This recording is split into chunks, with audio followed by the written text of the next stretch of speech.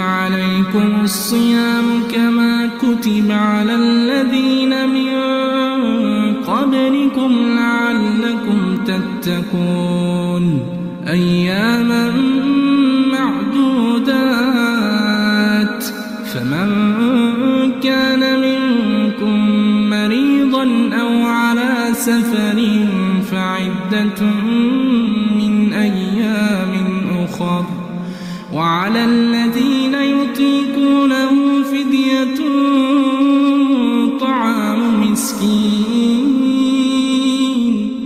فمن تطوع خيرا فهو خير له وأن تصوموا خير لكم إن كنتم تعلمون شهر رمضان الذي أنزل فيه القرآن هدى للناس وبينات من الهدى والفرقان فمن شهد منكم الشهر فليصمه ومن كان مريضا أو على سفر فعدة من أيام أخر يريد الله بكم اليسر ولا يريد بكم العسر ولتكملوا العدة ولتكبروا الله على ما هداكم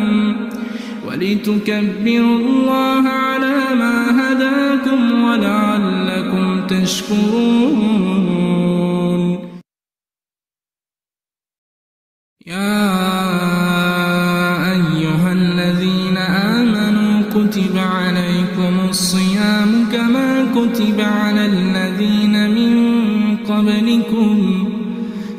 عليكم الصيام كما كتب على الذين من قبلكم لعلكم تتقون أياما معدودات فمن كان منكم مريضا أو على سفر فعدة من أيام أخر وعلى الذين يطيقونه فدية طعام مسكين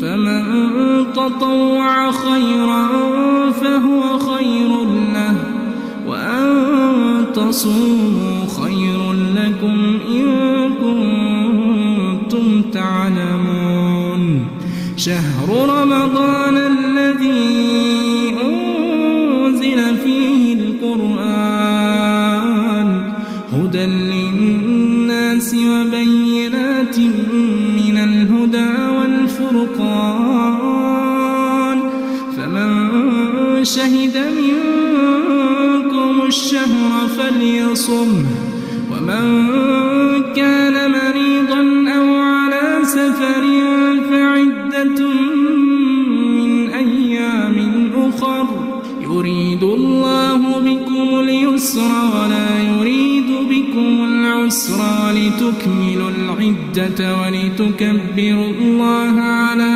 ما هداكم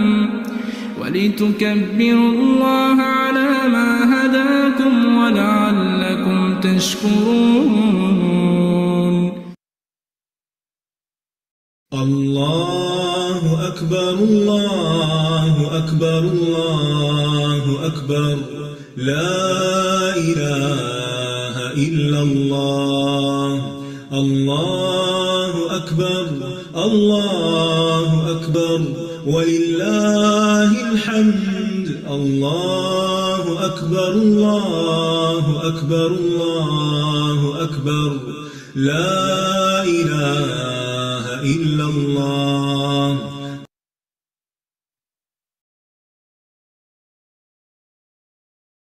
أعوذ بالله من الشيطان الرجيم بسم الله الرحمن الرحيم الحمد لله رب العالمين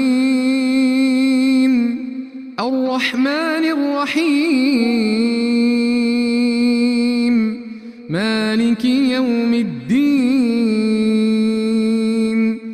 إياك نعبد وإياك نستعين اهدنا الصراط المستقيم صراط الذين أنعمت عليهم غير المغضوب عليهم ولا الضالين.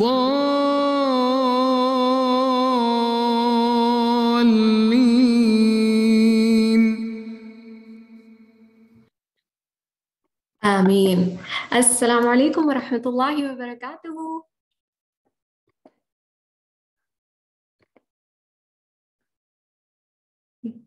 कैसे हैं आप सब؟ अल्हम्दुलिल्लाह अल्हम्दुलिल्लाह। कैसा गुजर रहा है आज का दिन, आज का रोजा? अल्हम्दुलिल्लाह अल्हम्दुलिल्लाह। किसके साथ गुजर रहा है रोजा?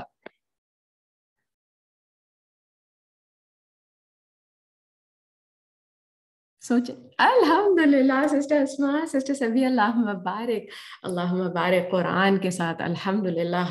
चलें इंशाल्लाह हम मजीद बात करेंगे दुआओं के बाद इंशाअल्लाह। अल्हम्दुलिल्लाह सिस्टर ने दिया, जज़ाकल्लाह खैर। चलें इंशाल्लाह दुआ के साथ स्टार्ट करते हैं। नहमदुहु व नुसल्ली अला रसूलिहिल करीम, अम्मा बाद, फ़अऊज़ु बिल्लाहि मिनश शैतानिर रजीम, बिस्मिल्लाहिर रहमानिर रहीम। रब्बि इश्रह ली सदरी व यस्सिर ली अमरी वहलुल उक़दतम मिन लिसानी यफ़क़हू क़ौली।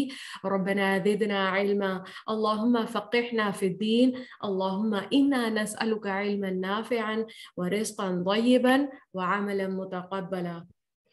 और अब उसके बाद हमने क्या करना है, छोटा सा पॉज, और फिर ये सोचना है कि मैं यहाँ कुरान की मजलिस में मैं क्यों बैठी हूँ, मेरा मकसद क्या है, मैं क्या चाहती हूँ। और उसके बाद फिर हमने दिल से ये दुआ करनी है कि अल्लाहुम्मा जअल अमली कुल्लहु सालिहा वजअलहु लिवजहिका खालिसा वला तजअल लिअहदिन फीही शैआ। अल्लाह मेरे सारे अमल को सालिह बना दे और इसे अपने चेहरे के लिए खालिस कर ले और इसमें किसी एक के लिए भी कोई हिस्सा ना रख। आमीन या रब्बल आलमीन। अच्छा जी, सुभान अल्लाह। देखिए रमज़ान जो है वो माशाल्लाह दौड़ रहा है कि ऑलमोस्ट हम सेकंड अशरे की तरफ आ चुके हैं। तो ये बताइए कि इस रमज़ान में कोई ऐसी नेकी, कोई ऐसा काम जो आप कर रहे हो और पिछले रमज़ान में ना किया हो, कोई ऐसी नई चीज।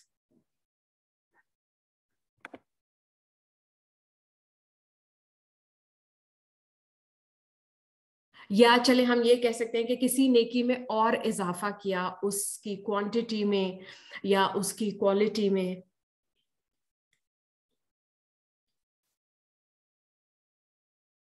सोचें, अभी हम तदब्बर करने वाले हैं इंशाल्लाह क्लास में क़ससुल कुरान की तालीम। अल्लाहुम्मा बारिक, बिल्कुल सुभान अल्लाह। आप देखें कितनी बड़ी अल्लाह सुब्हानहू तआला की ये नेमत है।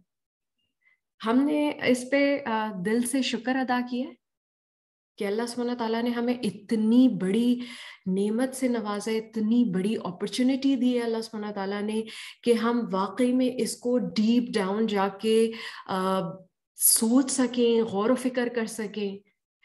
क्योंकि आप अगर रोजमर्रा की जिंदगी में देखें तो बहुत मुश्किल है ना कि हम सोचते रह जाते हैं कि वाकई में कुरान पे गौर व फिक्र करना चाहिए, मगर कब करना चाहिए और कैसे करना चाहिए वो हमेशा हम क्लूलेस ही रहे, है ना।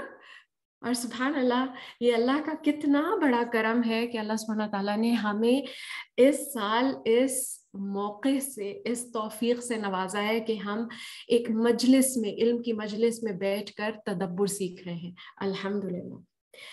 अच्छा ये बताएं, चलें अब हम शुक्र की बात कर रहे हैं तो मुझे ये बताएं कि शुक्र से क्या मुराद है, कहाँ होता है शुक्र, क्या होता है शुक्र।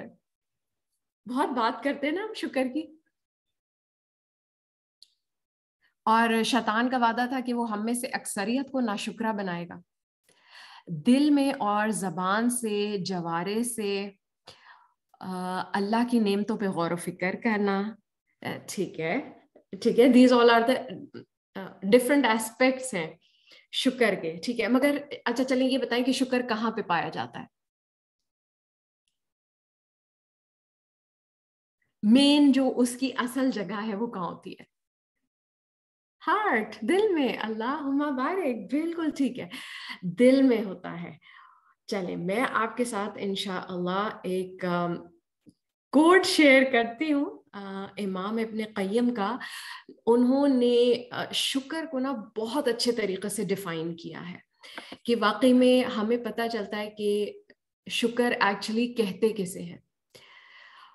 ابن قیم رحم اللہ کہتے ہیں کہ شکر کی اصل نعمت دینے والے کی نعمت کا عاجزی, انکساری اور محبت سے اعتراف ہے. تو جو شخص نعمت کو نہیں پہچانتا تو وہ اس سے جاہل ہے, اور یعنی اس کو پتہ ہی نہیں ہے کہ وہ اس کے پاس کوئی نعمت ہے, تو وہ اس کا شکر بھی ادا نہیں کر سکتا. پھر دوسرا وہ ہے جو نعمت کو تو پہچانتا ہے مگر نعمت دینے والے کو نہیں پہچانتا, تو اس نے بھی شکر نہیں ادا کیا. اب اور تیسرا وہ ہے کہ جو نعمت اور نعمت دینے والے کو تو سمجھتا ہے, جانتا ہے, مگر اس نعمت کا انکار کرتا ہے, تو وہ بھی ایکچولی ناشکری کرتا ہے. اچھا, اب جو نعمت عطا کرنے والے کو پہچانتا ہے, پھر نعمت کا اقرار بھی کرتا ہے, مگر نعمت دینے والے کے لیے عاجزی اختیار نہیں کرتا, نہ اس سے محبت کرتا ہے, تو اس نے بھی شکر ادا نہیں کیا. تو جس نے نعمت اور نعمت دینے والے کو پہچان لیا اور اس نعمت کا اقرار کیا اور نعمت دینے والے کے لیے عاجزی اختیار کی, اس سے محبت کی, اس سے راضی ہو گیا, تو دراصل اس نے شکر ادا کیا. کتنی خوبصورت بات ہے نا کہ ہم اس قرآن جیسی نعمت کو جو اللہ سبحانہ تعالیٰ نے ہمیں دی ہے, پھر یہ علم کی مجلس جو اللہ سبحانہ تعالیٰ نے ہمیں دی ہے, ہم اس نعمت کو بھی جانیں. ہم جس نے نعمت دی یعنی اللہ سبحانہ تعالیٰ کو جانیں, اس کے بعد پھر ہم اس کا اعتراف بھی کریں, پھر وہ ہمارے اعضاء سے ظاہر بھی ہو, تو یہ دراصل شکر ہے. اچھا یہ بتائیں کیسی لگی؟ اچھا چلیں یہ بتائیں آپ کو یہ ڈیفینیشن کیسی لگی؟ کیا سمجھ میں آیا آپ کو اس ڈیفینیشن سے, اتنی تفصیل سے؟ خوبصورت ہے نا, سبحان اللہ. اچھا یہ بتائیں کہ شکر کرنے کا بیسٹ طریقہ کیا ہے؟ کون سی؟ اللہ مبارک سسٹر اسما, ماشاء اللہ, بالکل نماز.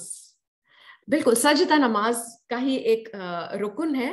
تو بالکل سسٹر سبیہ کہ نماز میں ہمارے تمام جو باڈی پارٹس ہیں وہ ایکچولی اظہار کرتے ہیں.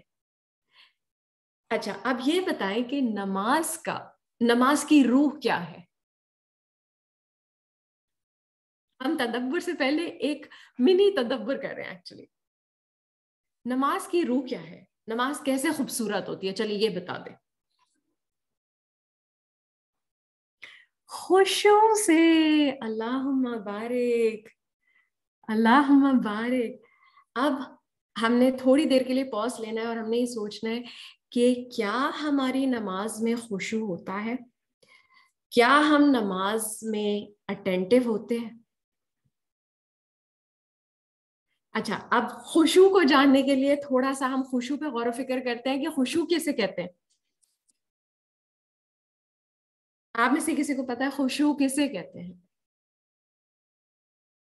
دھیان, ٹھیک ہے, اللہم مبارک. اور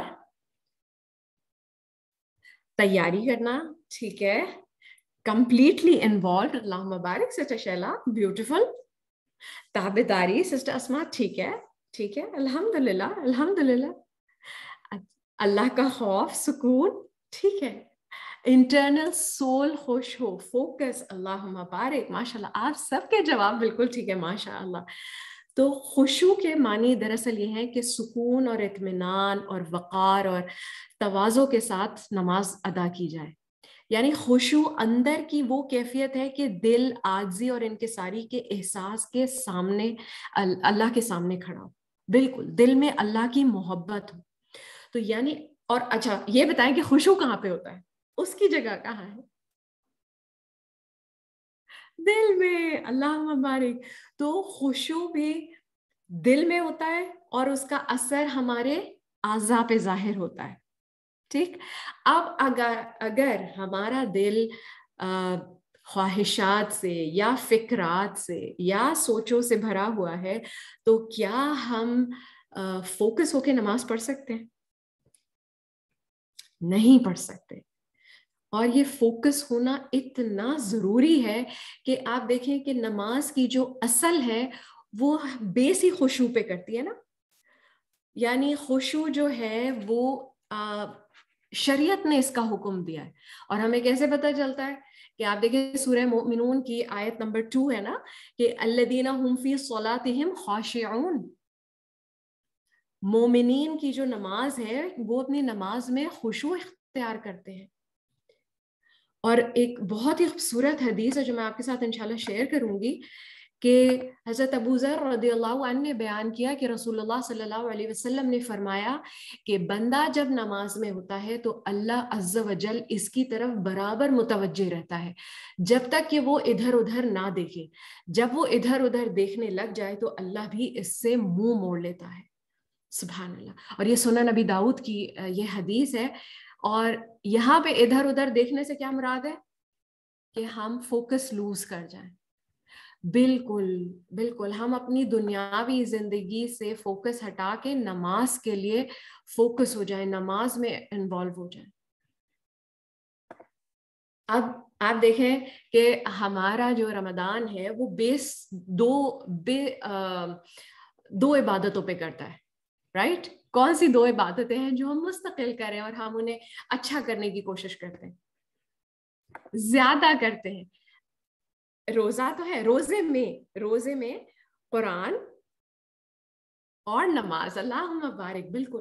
آپ دیکھیں روزے میں ہم نماز اور قرآن کرتے ہیں اور نماز کے اندر بھی قرآن کرتے ہیں. رائٹ. تو ہماری نماز کا بہتر ہونا کتنا زیادہ ضروری ہے. رائٹ. اچھا اب ہم تھوڑی سی پریکٹیکل ٹپس پہ بات کر لیتے ہیں کہ ہم خشوع کو کیسے بڑھا سکتے ہیں. میں چاہتی ہوں کہ آپ اپنے پوائنٹس لکھیں اور انشاءاللہ جو میں نے پوائنٹس لکھے ہیں وہ میں آپ کے ساتھ شیئر کروں. اور اس پہ ایک بک بھی ہے 33 ways of developing خشوع. یہ ایک عربک آتھر ہے تو انشاءاللہ اس میں بھی بڑے اچھے پریکٹیکل ٹپس دیے ہیں. تو میں نے انہی کی بک میں سے یہ تھوڑے سے آپ کے ساتھ میں شیئر کروں گی انشاءاللہ. بالکل. سسٹر سعدیہ نے لکھا ہے by thinking about the meaning, ذکر سے، قرآن سے، اللہ is watching. Allah Mubarak. Beautiful. نماز کی ٹرانسلیشن کو سمجھتے ہوئے، آیت کی ٹرانسلیشن، وضو کرنے سے، دل صاف کرتے ہوئے، میننگ سمجھ کے. اللہ مبارک. اچھا ہم اسٹیپ وائز چلیں. preparing for it. اللہ مبارک. بالکل. سب سے پہلا اسٹیپ یہ ہے اذان ہوتی ہے. ٹھیک ہے. آپ دیکھیں ہم سب کے پاس فون ہے، ہم سب کے پاس کوئی نہ کوئی ڈیجیٹل کلاک ہے جس میں اذان ہوتی ہے. رائٹ. کانشیسلی تھوڑا سا ایفرٹ کر کے ہم نے نماز اذان کا جواب دینا ہے. رائٹ.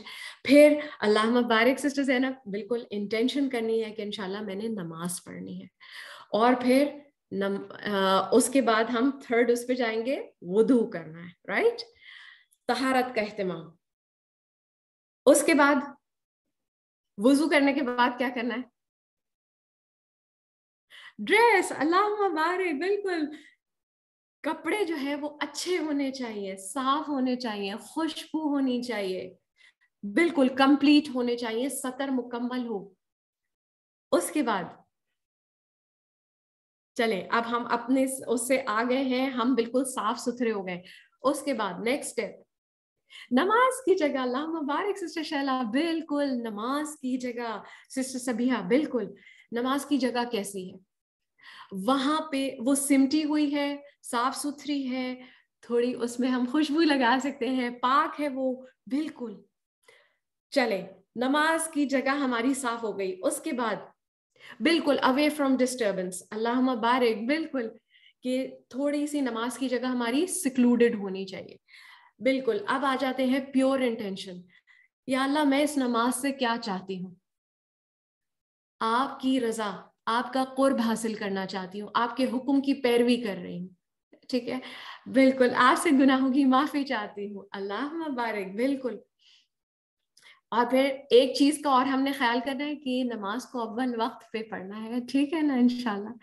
بالکل. اس کمرے میں کوئی ڈسٹریکشن والی چیزیں نہیں ہونی چاہیے، کوئی ٹوائز کارٹونز نہیں ہونے چاہیے. بالکل. اور اللہ کی رضا حاصل کرنے کے لیے ہم نے نماز پڑھنی ہے. چلیں اب آ گئے، ہم نے انٹینشن بھی کر لی، اب ہم نے نماز شروع کر لی. اس کے بعد کیا کریں گے ہم؟ نماز میں کیسے کھڑی ہوں؟ کیسے کھڑا ہونا چاہیے نماز میں؟ اسٹل. اللہم بارک. بالکل. تابع داری کے ساتھ، عاجزی کے ساتھ، انکساری، ریسپیکٹفلی. بالکل بالکل کہ یا اللہ میں آپ کے سامنے کھڑی ہوئی ہوں.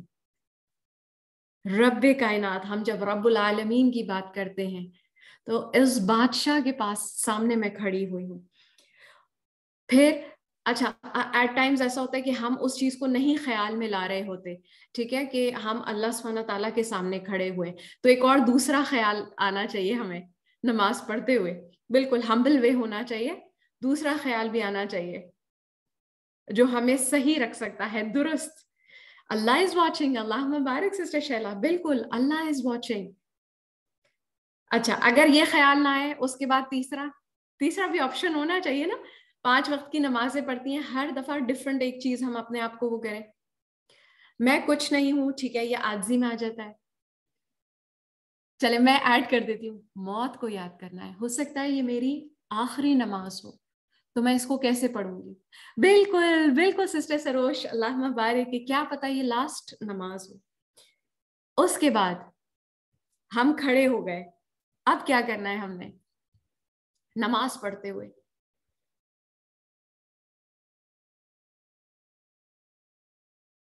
نماز پڑھتے ہوئے تسبیح کرنی ہے. وہ تو ہم کر رہے ہیں، ہم دعائیں بھی پڑھ رہے ہیں، ریسیٹیشن بھی کر رہے ہیں، مگر ان سب کو کرتے ہوئے کیا کرنا چاہیے؟ اب کس چیز کی ضرورت ہے مجھے پڑھتے ہوئے؟ میں دعائیں پڑھ رہی ہوں.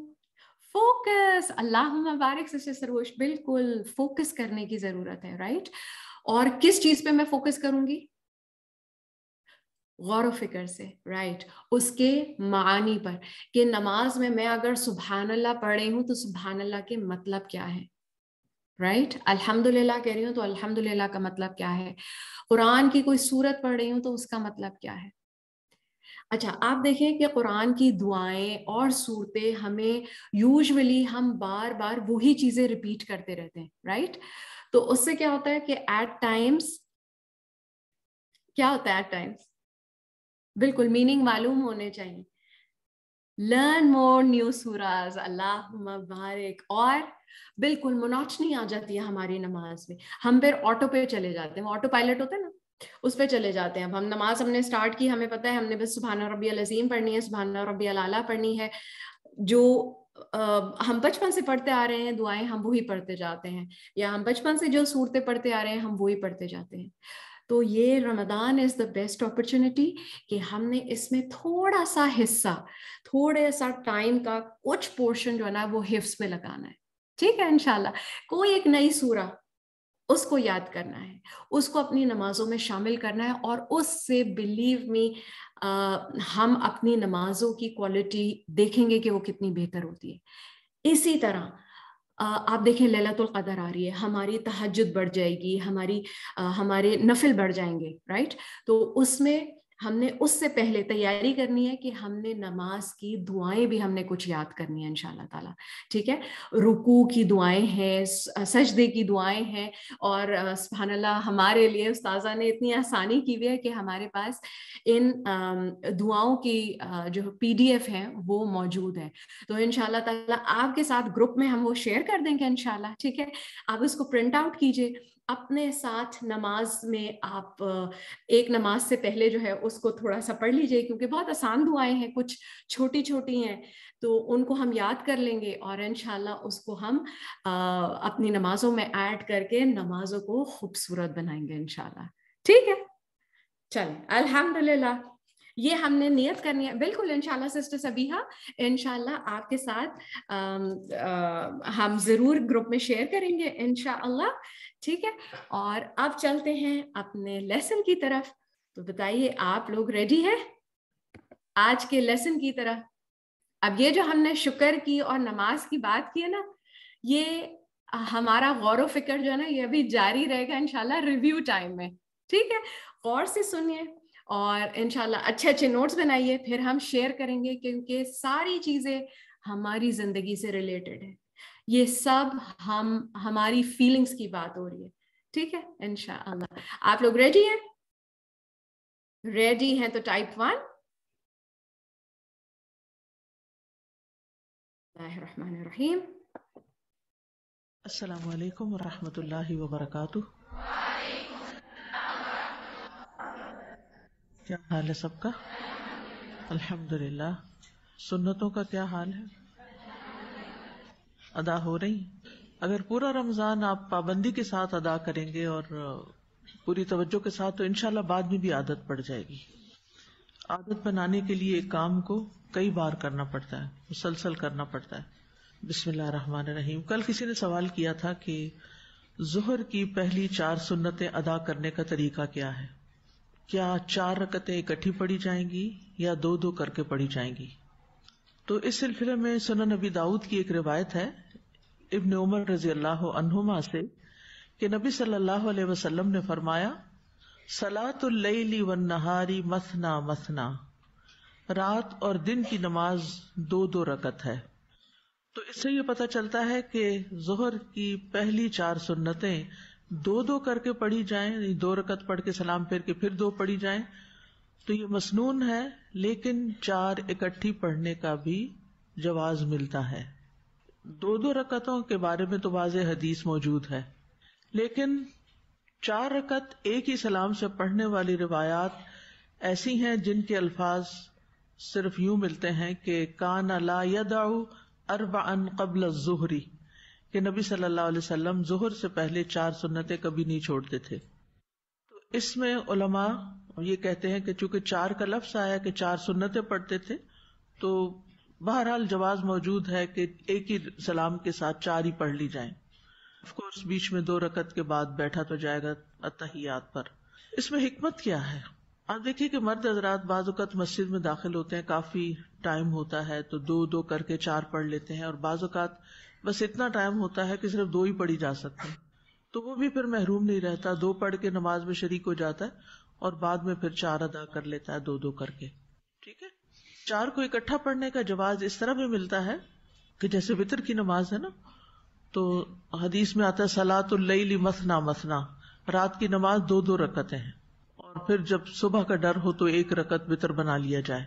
تو اس طرح بھی پڑھی جاتی ہیں. اور بعض اوقات لوگ اکٹھی 3 رکعتیں بغیر درمیان میں اتحیات کیے یا سلام پھیرے اکٹھے 3 وتر پڑھ لیتے ہیں، کبھی 5 بھی پڑھ لیتے ہیں اسی طرح بغیر سلام پھیرے، کبھی 7 کبھی 9، یعنی ایٹ اے اسٹریچ پڑھتے چلے جاتے ہیں. ظہر کی سنتوں کے علاوہ جمعے کی سنتیں.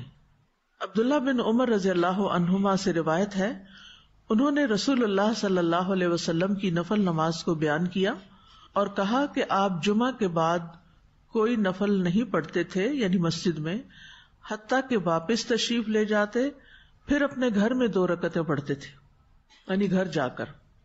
لیکن ایک اور روایت جو صحیح مسلم کی ہے، اس میں حضرت ابو ہریرہ کی روایت ہے، انہوں نے کہا کہ رسول اللہ صلی اللہ علیہ وسلم نے فرمایا، جب تم میں سے کوئی جمعہ پڑھ چکے تو اس کے بعد 4 رکعتیں پڑھے، یعنی 2 کر کے، نماز جمعہ پڑھ کے پھر 2 رکعت پھر 2 رکعت. اب آپ دیکھیے کہ یہاں ایک نبی صلی اللہ علیہ وسلم کا فعل ہے اور ایک آپ کا قول ہے.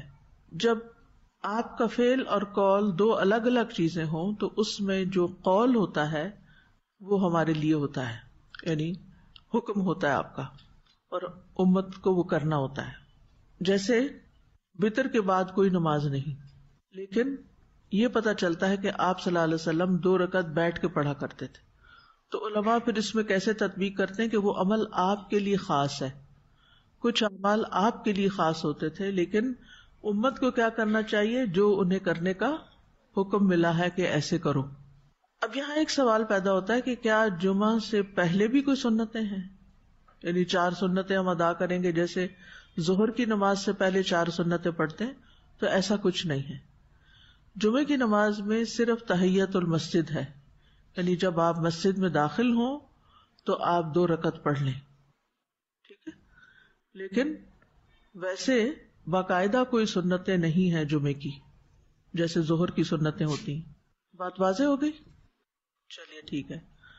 نحمده ونصلی علی رسولہ الکریم، اما بعد فاعوذ باللہ من الشیطان الرجیم، بسم اللہ الرحمن الرحیم.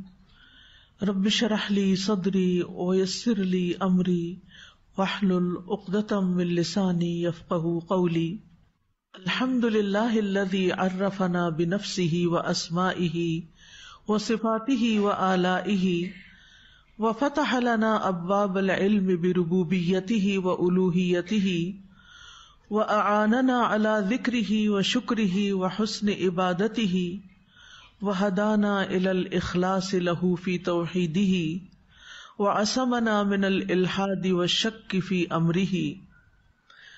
ہر قسم کی حمد اللہ کے لیے ہے جس نے ہمیں اپنی ذات، اپنے اسماء، اپنی صفات اور اپنی نعمتوں کا تعارف کرایا ہے، اور ہمارے لیے اپنی ربوبیت یعنی رب ہونے اور الوہیت یعنی الہ ہونے، معبود ہونے کے علم کے دروازے کھول دیے کہ واقعی وہی ہمارا رب ہے، وہی ہمارا الہ ہے.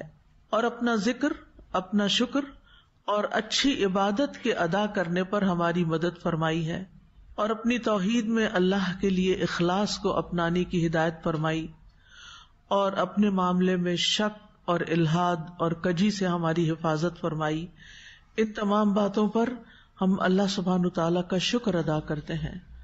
حقیقت یہ ہے کہ دنیا میں جتنی بھی نعمتیں پائی جاتی ہیں، ان نعمتوں میں سب سے بڑی نعمت یہی ہے کہ انسان اپنے رب کو صحیح معنوں میں پہچانتا ہو، بالحق، حق کے ساتھ، اوتھینٹک طریقے سے، اوتھینٹک سورسز کے ذریعے، قرآن و سنت کے ذریعے، کائنات کی نشانیوں کے ذریعے، تاکہ ہم رب کے بارے میں کوئی ایسا عقیدہ نہ رکھیں، ایسی سوچ نہ رکھیں کہ جو حقیقت کے موافق نہ ہو. نحن نقص عليك أحسن القصص بما أوحينا إليك هذا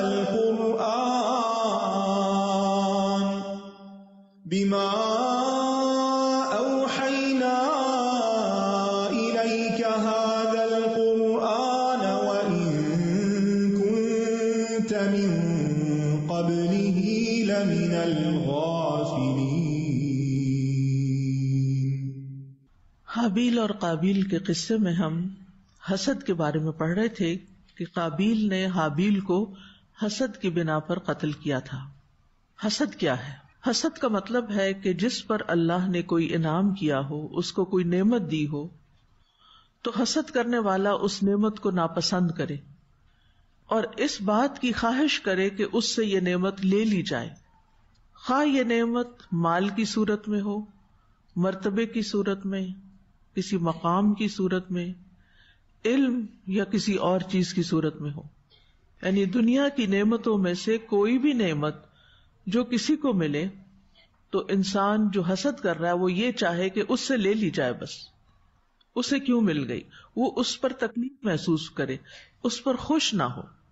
ایک قول یہ ہے کہ حسد یہ ہے کہ دوسرے شخص سے نعمت کے ختم ہونے کی آرزو کرنا، اگرچہ حاسد کو ویسی نعمت نہ بھی ملے.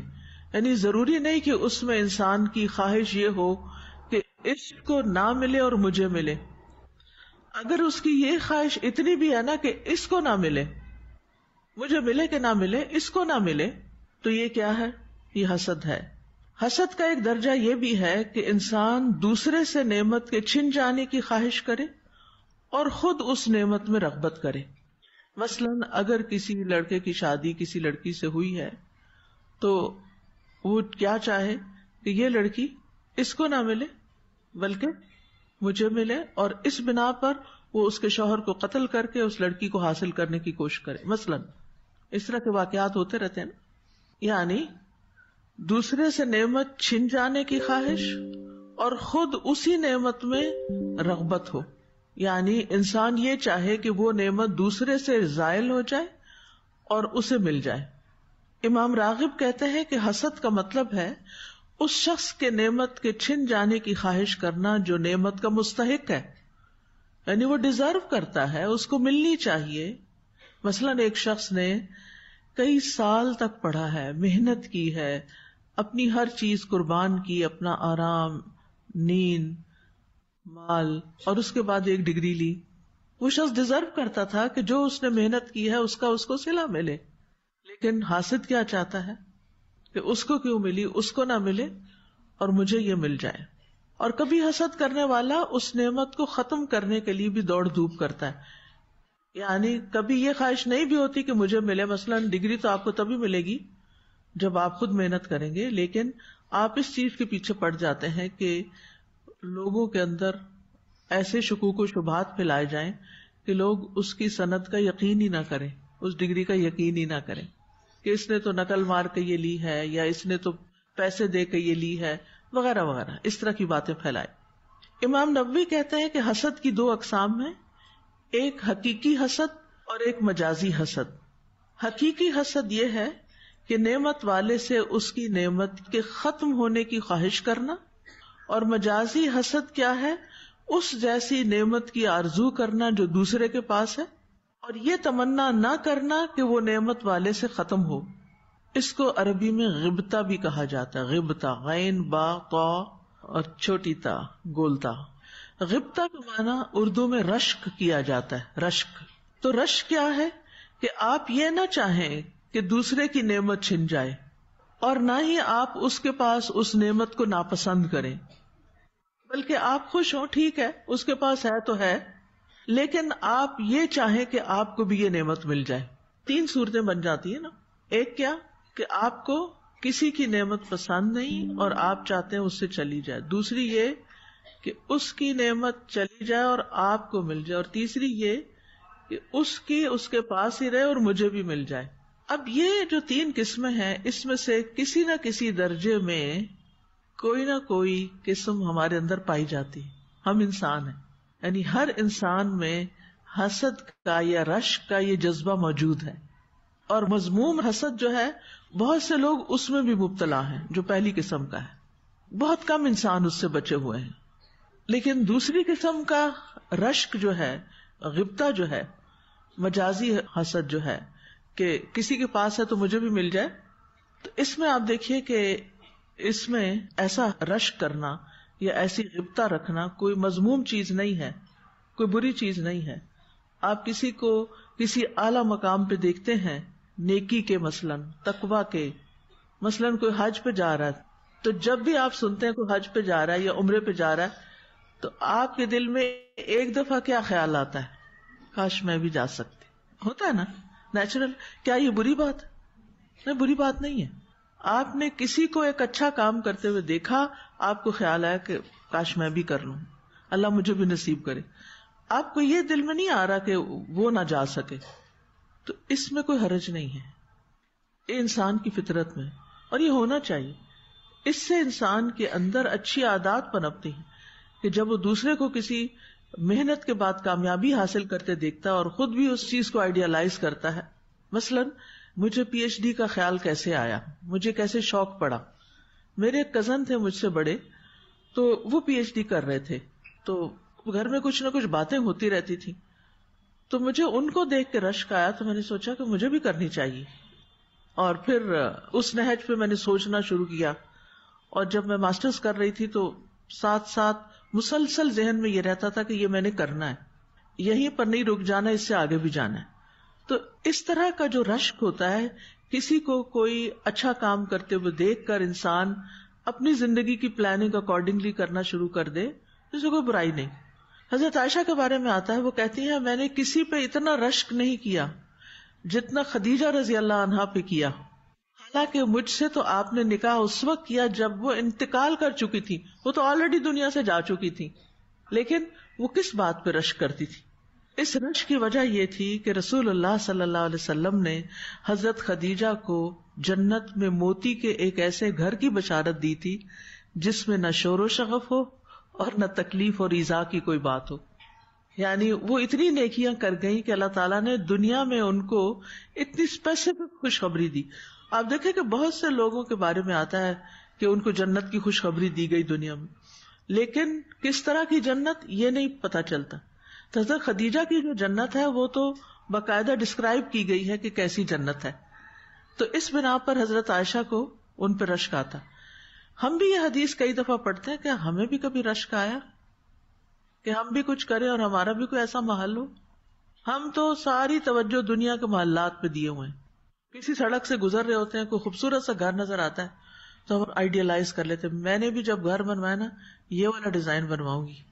ایسا ہی ہے نا، ہم وہ سب سے چھوٹے والے جو 2 کٹھے ڈاٹس ہیں نا ان کے بیچ میں جو رہ رہے ہیں نا، بس ہم صرف اس کے بارے میں سوچتے ہیں، اس سے آگے نہیں سوچتے کہ وہ جو ہمیشہ کی زندگی ہے اس میں ایسا گھر مل جائے. تو بہرحال حسد کا جذبہ انسانی فطرت میں ہے. انسان چاہے تو اسے مذموم حسد کی طرف لے جائے اور چاہے تو اس کو محمود حسد کی طرف لے جائے. چیز انسان کے اندر موجود ہے اور کسی وجہ سے رکھی گئی. آپ دیکھیں جتنے بھی ہمارے نیگیٹو ایموشنز ہیں نا، یہ سارے کسی وجہ سے ہمارے اندر رکھے گئے ہیں. مثلا غصہ ہونے کی بھی ایک وجہ ہے. ہمارا کام کیا ہے؟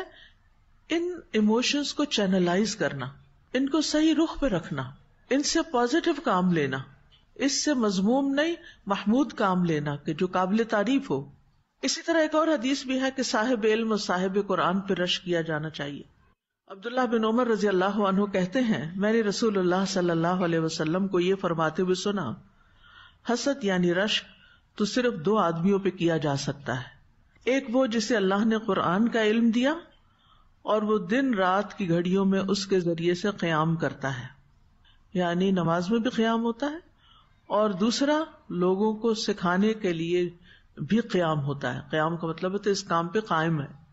اور دوسرا وہ جسے اللہ نے مال دیا اور وہ دن رات اس سے صدقہ کرتا رہتا ہے، کچھ نہ کچھ نکالتا رہتا ہے، کچھ رات کو نکالتا ہے، کچھ دن کو نکالتا ہے، یعنی ہمیشہ وہ صدقہ کرتا ہی رہتا ہے. ایسا شخص بھی قابل رشک ہے.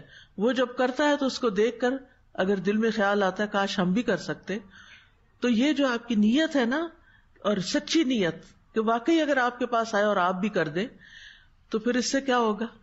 آپ کو نیت کا بھی اجر مل جائے. یہ اتنا محمود رشک ہے کہ یہ ایک اچھی پازیٹو نیت بن جاتی ہے جو انسان کے لیے باعث اجر ہے. کیونکہ وہ حدیث میں آتا ہے نا کہ جب ایک انسان اچھی نیت کرتا ہے اور وہ کام کر نہیں پاتا تو بھی اس کو اس کا اجر مل جاتا ہے. لیکن جس حسد کی مذمت کی جاتی ہے وہ کون سا حسد ہے؟ وہ حسد ہے جس میں انسان کسی کی نعمت پر غصہ کرتا ہے، جلتا ہے، کڑتا ہے. یہ وہ حسد ہے جو ابلیس نے کیا، جس نے اس حسد کی بنا پر اللہ کی آسمانوں میں سب سے پہلے نافرمانی کی. یہی وہ حسد ہے جس کے ساتھ زمین پر اللہ کی نافرمانی کی گئی. کس نے کی؟ قابیل نے کی. ابلیس نے آدم علیہ السلام سے حسد کرتے ہوئے ان کو سجدہ نہ کیا جبکہ اللہ نے سجدے کا حکم دیا تھا، اور قابیل نے اپنے بھائی قابیل سے حسد کیا کہ اللہ نے اس کی قربانی قبول کر لی، چنانچہ اس نے اس کو قتل کر دیا. تو دونوں میں آپ دیکھیے کہ پیچھے کیا ہے؟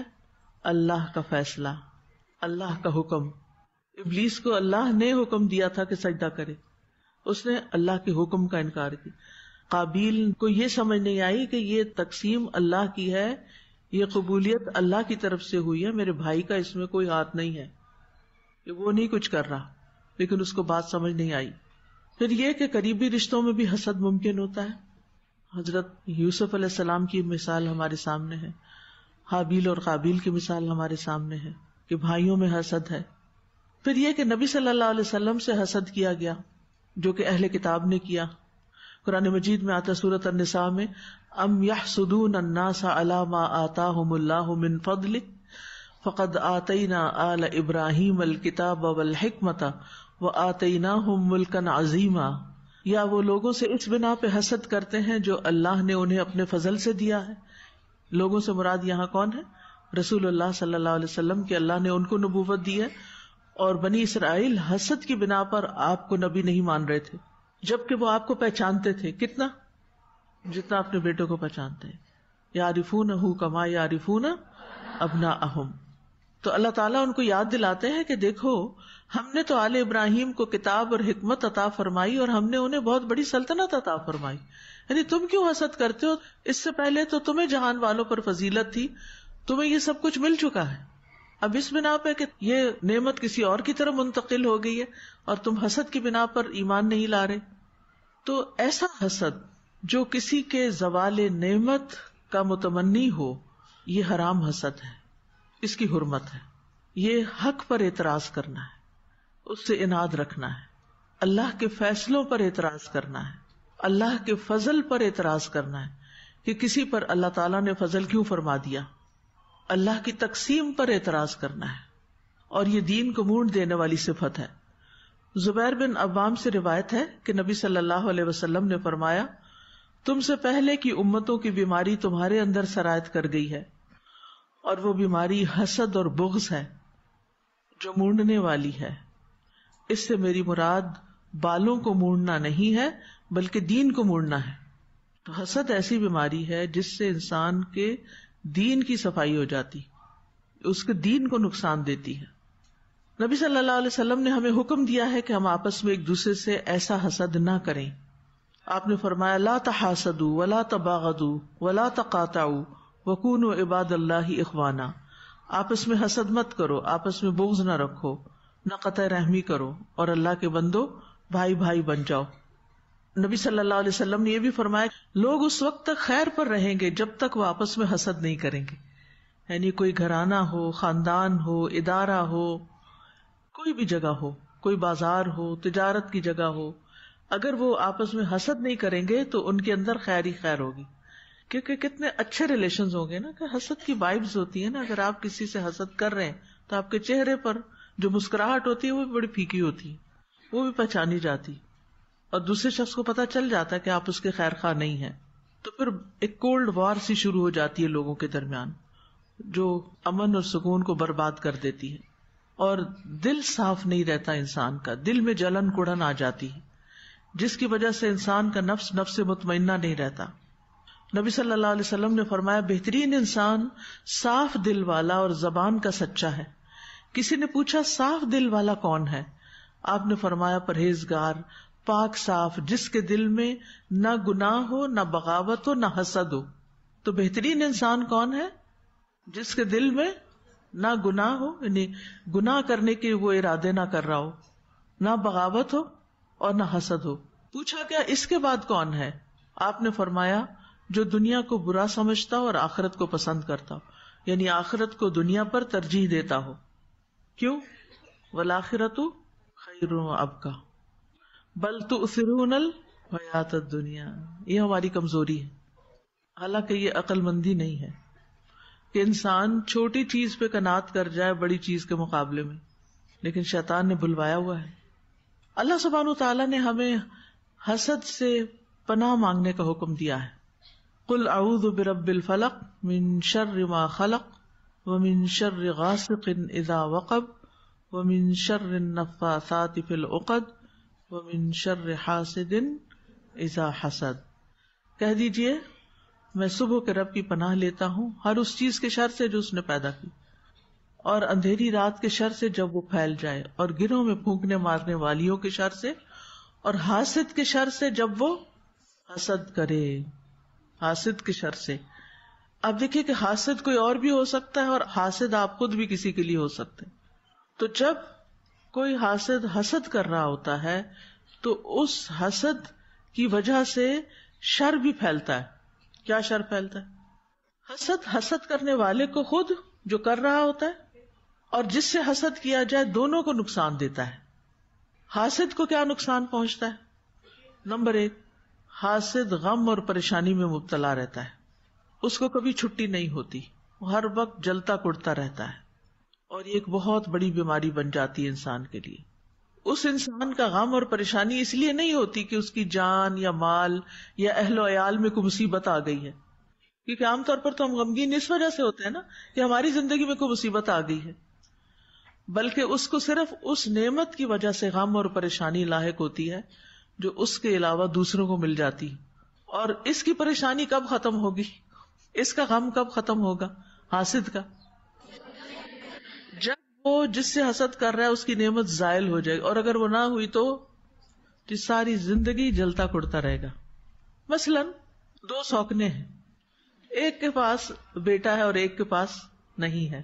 جس کے پاس نہیں ہے اس کو حسد ہے اس سے جس کے پاس ہے. اب اس کی ساری زندگی کس میں گزرے گی؟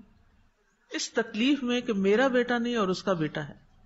وہ وارث بن جائے گا اور میری نسل میں اس طرح کی وراثت نہیں آئے گی. اور بھی بہت ساری چیزیں، اس کی نسل آگے بڑھے گی میری نہیں بڑھے گی وغیرہ وغیرہ. اس قسم کے جو حسد ہوتے ہیں، یا پھر اولاد تو بات کی بات ہے، صرف اگر کوئی مرد دوسری شادی کر لے تو وہاں بھی حسد کا ایک ایسا سلسلہ چل نکلتا ہے کہ جس پر اس کو کوئی چین نہیں. یعنی عام طور پر میں نے عورتوں کو بہت زیادہ غمگین، بہت زیادہ دکھی، بہت زیادہ پریشان، بہت زیادہ اپسٹ اس بات پہ دیکھا. یعنی ایک عورت کے لیے سب سے بڑی آزمائش یہ ہوتی ہے کہ اس کے شوہر میں کوئی اور شریک ہو جائے. ہے یہ تکلیف دہ بات ہے، لیکن اس تکلیف کو اپنے اوپر اتنا مسلط کر لینا کہ پھر انسان کو کوئی دوسری بات سوجے ہی نہ، اس کی زندگی سے ہر خوشی ختم ہو جائے، اس کی زندگی سے ہر نعمت چلی جائے، یہ کوئی عقل مندی کی بات ہے؟ کسی کو کیا فرق پڑتا ہے؟ آپ روتی رہے، آپ تنہائی میں روتی رہے، رو رو کے پاگل ہو جائیں، بیمار ہو جائیں، ہارٹ اٹیک ہو جائے، مر جائیں، کسی کو کوئی فرق پڑے گا؟ نہیں نا. تو پھر کیوں اپنے آپ کو انسان جلائے کڑائے؟ یہ تو خود کو خود ہی جلانے والی بات ہے. بس ایک چیز تھی، تقدیر میں تھی، ہو گئی، اللہ کا فیصلہ ہے. اللہ نے یہ لکھا تھا اس عورت کی قسمت میں، اسی گھر کا رزق لکھا تھا، یہ اس کا رزق تھا جو یہاں لکھا ہوا تھا. وہ آ گئی اپنا رزق لینے کے لیے. اب میں کتنی دیر جلوں کڑوں؟ کیا رونے سے وہ شادی ختم ہو جائے گی؟ کیا غیبت اور الزام تراشی اور ان ساری چیزوں سے مسئلہ حل ہو جائے گا؟ آپ دن رات رو رہے ہیں، آپ اپنے بچوں کے سامنے کمزور پڑے ہوئے ہیں، آپ کسی کام کاج کے نہیں رہے، آپ کے دوست احباب آپ سے تنگ آ چکے ہیں کیونکہ آپ ہر وقت ان کو اپنا ایک ہی دکھ سنا رہے ہیں. کچھ حاصل؟ رزق اللہ کی تقسیم ہے، جو آپ کے حصے میں نا کوئی لے ہی نہیں سکتا، کسی کے پاس جا ہی نہیں سکتا. اور اگر اللہ نے آپ کو کم دینا ہے اور دوسرے کو زیادہ دینا ہے، ایسے ہوتا ہے بعض اوقات. اپنی شادی ہوئی، پھر بچے ہو گئے، پھر بیٹا ہو گیا، بیٹا بڑا کام کا نکلا، اس نے بہت بزنس کیا، اب ظاہر ہے اس گھر میں زیادہ خوشحالی ہوگی. یہ کس نے دیا؟ یہ سارا کچھ اللہ نے تقسیم کیا نا، اللہ نے زیادہ دے دیا. اب چین کیسے آئے؟ کہ جس کے پاس زیادہ ہے نا اس کا حساب بھی زیادہ ہے، اور جس کے پاس کم ہے اس کا حساب کم ہے. اور جس کے پاس کم ہے، جو غریب ہے، بعض اوقات شوہر یہ بھی کرتے ہیں، نئی شادی کی، پچھلی بیوی کو چھوڑ دیا، طلاق کبھی دی کبھی نہیں بھی دی، یا اس کا خرچہ کم کر دیا، یا اس کے پاس وزٹ کم کر دیا. کئی طرح کے ظلم اور زیادتیاں ہوتی ہیں، اور وہ بیوی صبر کر رہی ہے، کرتی چلی جا رہی. کتنا اجر ہے اس کے لیے؟ انما یوفی الصابرون اجرہم بغیر حساب. اگر اس نے نان نفقہ بند کر دیا ہے، خرچ دینا کم کر دیا ہے، اور اس کی زندگی تکلیف میں آ گئی. غریب لوگ جنت میں کتنا پہلے جائیں گے؟ 500 سال. دنیا کی زندگی میں وہ جو نیا کپل انجوائے کر رہا ہے وہ 500 سال انجوائے کر سکتا ہے؟ وہ زیادہ سے زیادہ جوانی کا عرصہ کتنا ہوتا ہے کہ کوئی ایک دوسرے کے ساتھ بہت عشق و عاشقی کرے یا بہت رومانس ہو. اول تو شادی کے بعد رومانس ویسے ہی ختم ہو جاتا ہے. جنہوں نے لو میرجز بھی کی ہوتی ہیں اکثر آ کے روتے ہیں کہ شادی سے پہلے تو اتنے وعدے تھے اور اتنی باتیں تھی، اور شادی ہوتی گئی اور منہ موڑ لیا گیا، ساری کشش ختم ہو گئی. کیونکہ ایک مسئلہ یہ بھی تھا نا کہ ساری باتیں شادی سے پہلے ہی کر لی تھی، اور بعد میں کرنے کا تو کچھ رہا ہی نہیں تھا. جو لوگ شادی سے پہلے ایسی دوستیاں نہیں کرتے اور ایسے حرکتیں نہیں کرتے تو ان کے پاس ایک دوسرے کو سنانے کے لیے بہت کچھ ہوتا ہے، اور جب وہ شادی کرتے ہیں تو کافی عرصہ وہ ایک دوسرے کو سناتے سناتے ایک بانڈنگ رہتی ہے. لیکن جنہوں نے سب کچھ یہ پہلے ہی کر لیا ہو ان کے پاس کیا ہے؟ پھر تو بوریت ہے نا. تو بہرحال دنیا کی زندگی میں کوئی چیز ایسی نہیں ہے، اس دنیا میں کوئی چیز ایسی نہیں ہے جس کے پیچھے آپ اتنا روئیں، اتنا اپنے آپ کو گھلائیں. یہ سب اللہ کے فیصلے ہیں. یہ آپ کی آزمائش تھی. ہر ایک کی آزمائش فرق ہوتی ہے. کسی کی آزمائش کسی اور طرح تھی، وہ کسی اور طرح آزمایا گیا، آپ اس طرح آزمائے جا رہے ہیں. کوئی بات نہیں. رضیت باللہ ربن. رضیت باللہ ربن کا مطلب کیا ہے؟ رب اللہ ہے یا شوہر ہے؟ رازق کون ہے؟ اللہ ہے. رزق تو اللہ دیتا ہے، اور پہلے بھی وہی دے رہا تھا، اب بھی وہی دے گا. پھر آپ دیکھیں کہ جس چیز سے انسان بہت زیادہ محبت کرتا ہے نا، اللہ سبحانہ وتعالیٰ اس کو اسی سے توڑتا ہے. اسی سے ہی کچھ ایسے عمل، ایسی حرکات ہو جاتی ہیں کہ انسان ٹوٹ کے رہ جاتا ہے. کیونکہ صرف اللہ کا حق ہے کہ سب سے زیادہ محبت اس سے کی جائے. جب ہم اسے چھوڑ کر اوروں سے کرنے لگتے ہیں تو پھر وہی انسان ہمیں دکھ دیتے ہیں، وہی تکلیف دیتے ہیں. تو اس وقت بلیم دوسروں کو نہ کرے، کیونکہ ایسے موقع پر انسان سارا غصہ، سارا وبال دوسرے پہ ڈال دیتا ہے. ساری غلطی اس کی ہے کیونکہ اس نے مجھے چھوڑ کے کسی اور کو پریفرنس دی ہے، اس کی غلطی نہیں. غلطی میری بھی ہو سکتی. اور بات یہاں غلطی کی نہیں ہے، بات یہاں تقدیر کی ہے. اصل میں بھول ہماری تھی نا. غلطی سب سے بڑی ہماری تھی کہ ہم یہ بھول گئے کہ مخلوق سے اتنا دل لگانا کہ وہ خالق سے بڑھ جائے تو پھر یہی ہوتا ہے. کہتے نہیں نہیں نہیں، ایسی بات نہیں ہے، ہم اللہ سے بڑی محبت کرتے ہیں. بھئی اللہ سے محبت کرتے ہیں پھر تو آپ کے دل میں خوشی خوشی ہونی چاہیے ہر وقت، کیونکہ آپ کے دل میں ایک ایسی محبت ہے جو ہر محبت پہ غالب ہے، جو ہر وقت آپ کو خوش رکھتی ہے.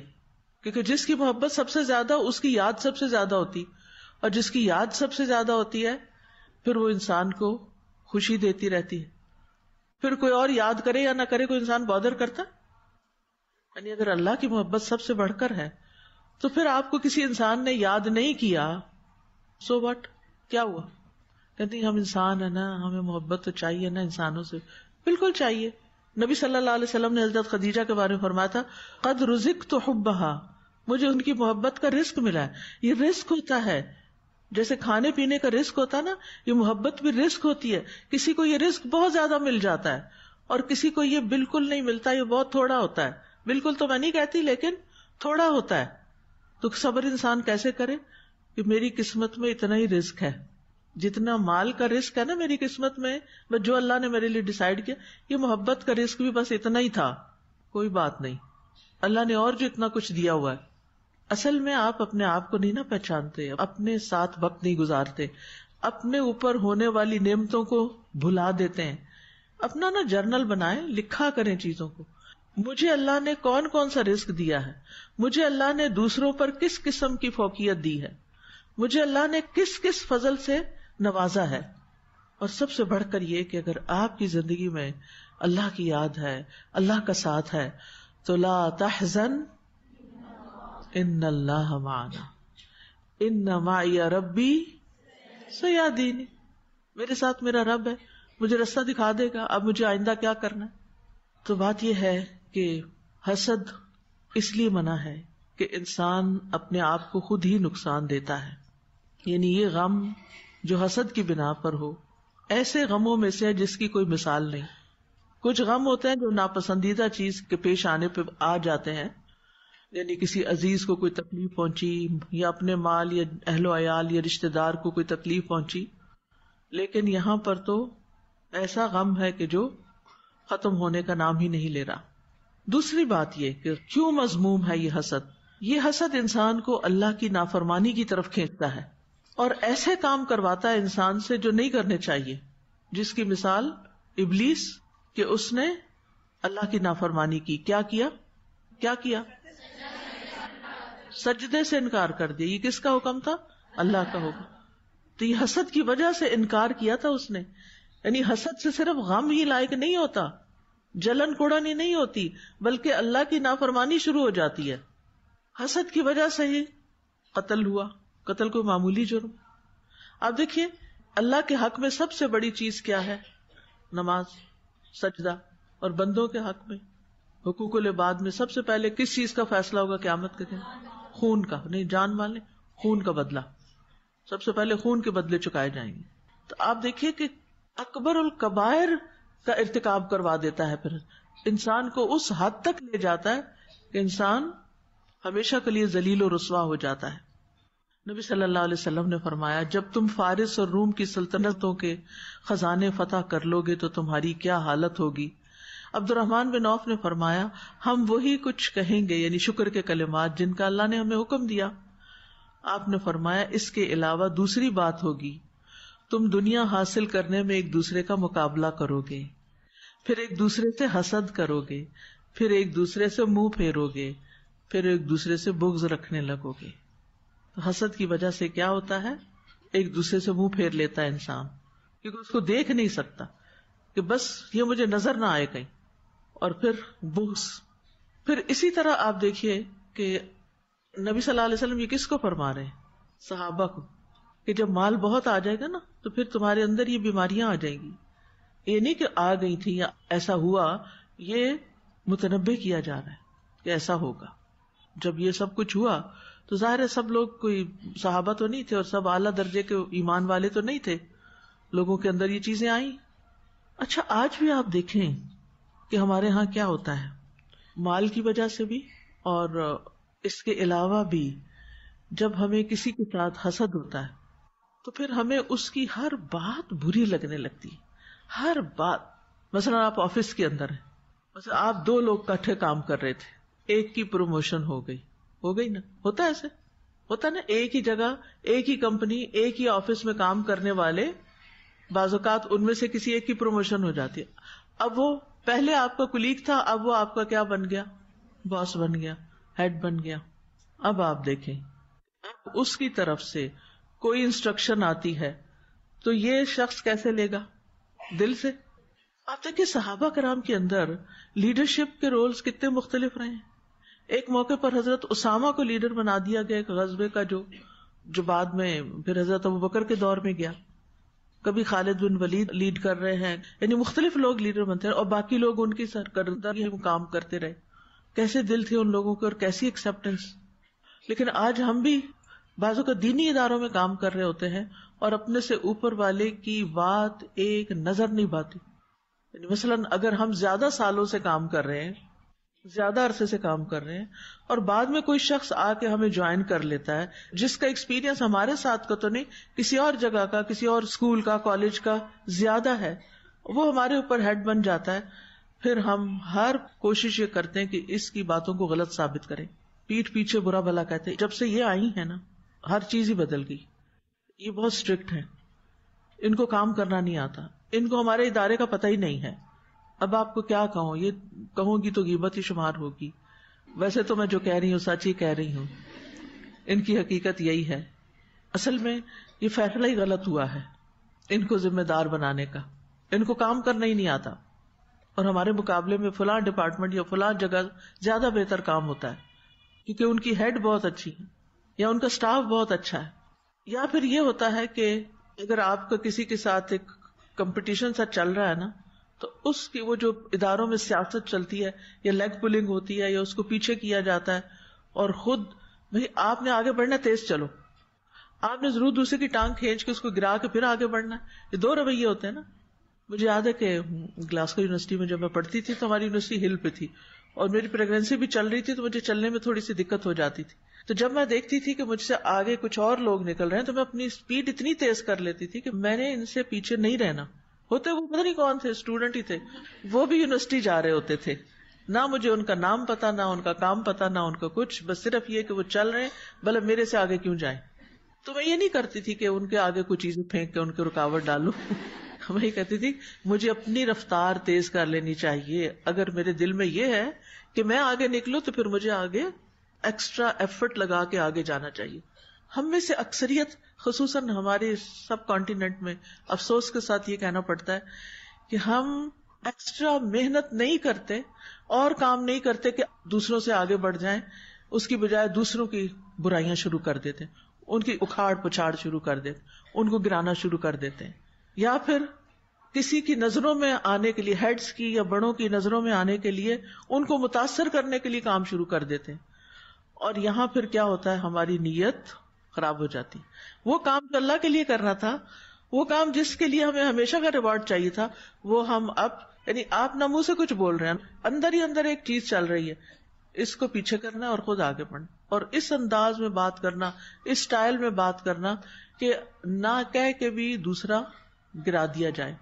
تو اس طرح کی حرکتوں سے بھی توبہ کرنی چاہیے تاکہ ہمارے اعمال برباد نہ ہوں.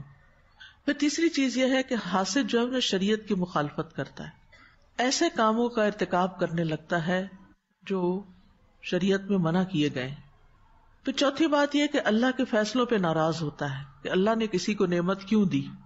اللہ کی تقسیم پر اللہ تعالی کی مخالفت. امام راضی کہتے ہیں کہ تم دراصل حسد کرتے ہوئے اللہ کے فیصلے سے نفرت کرتے ہو.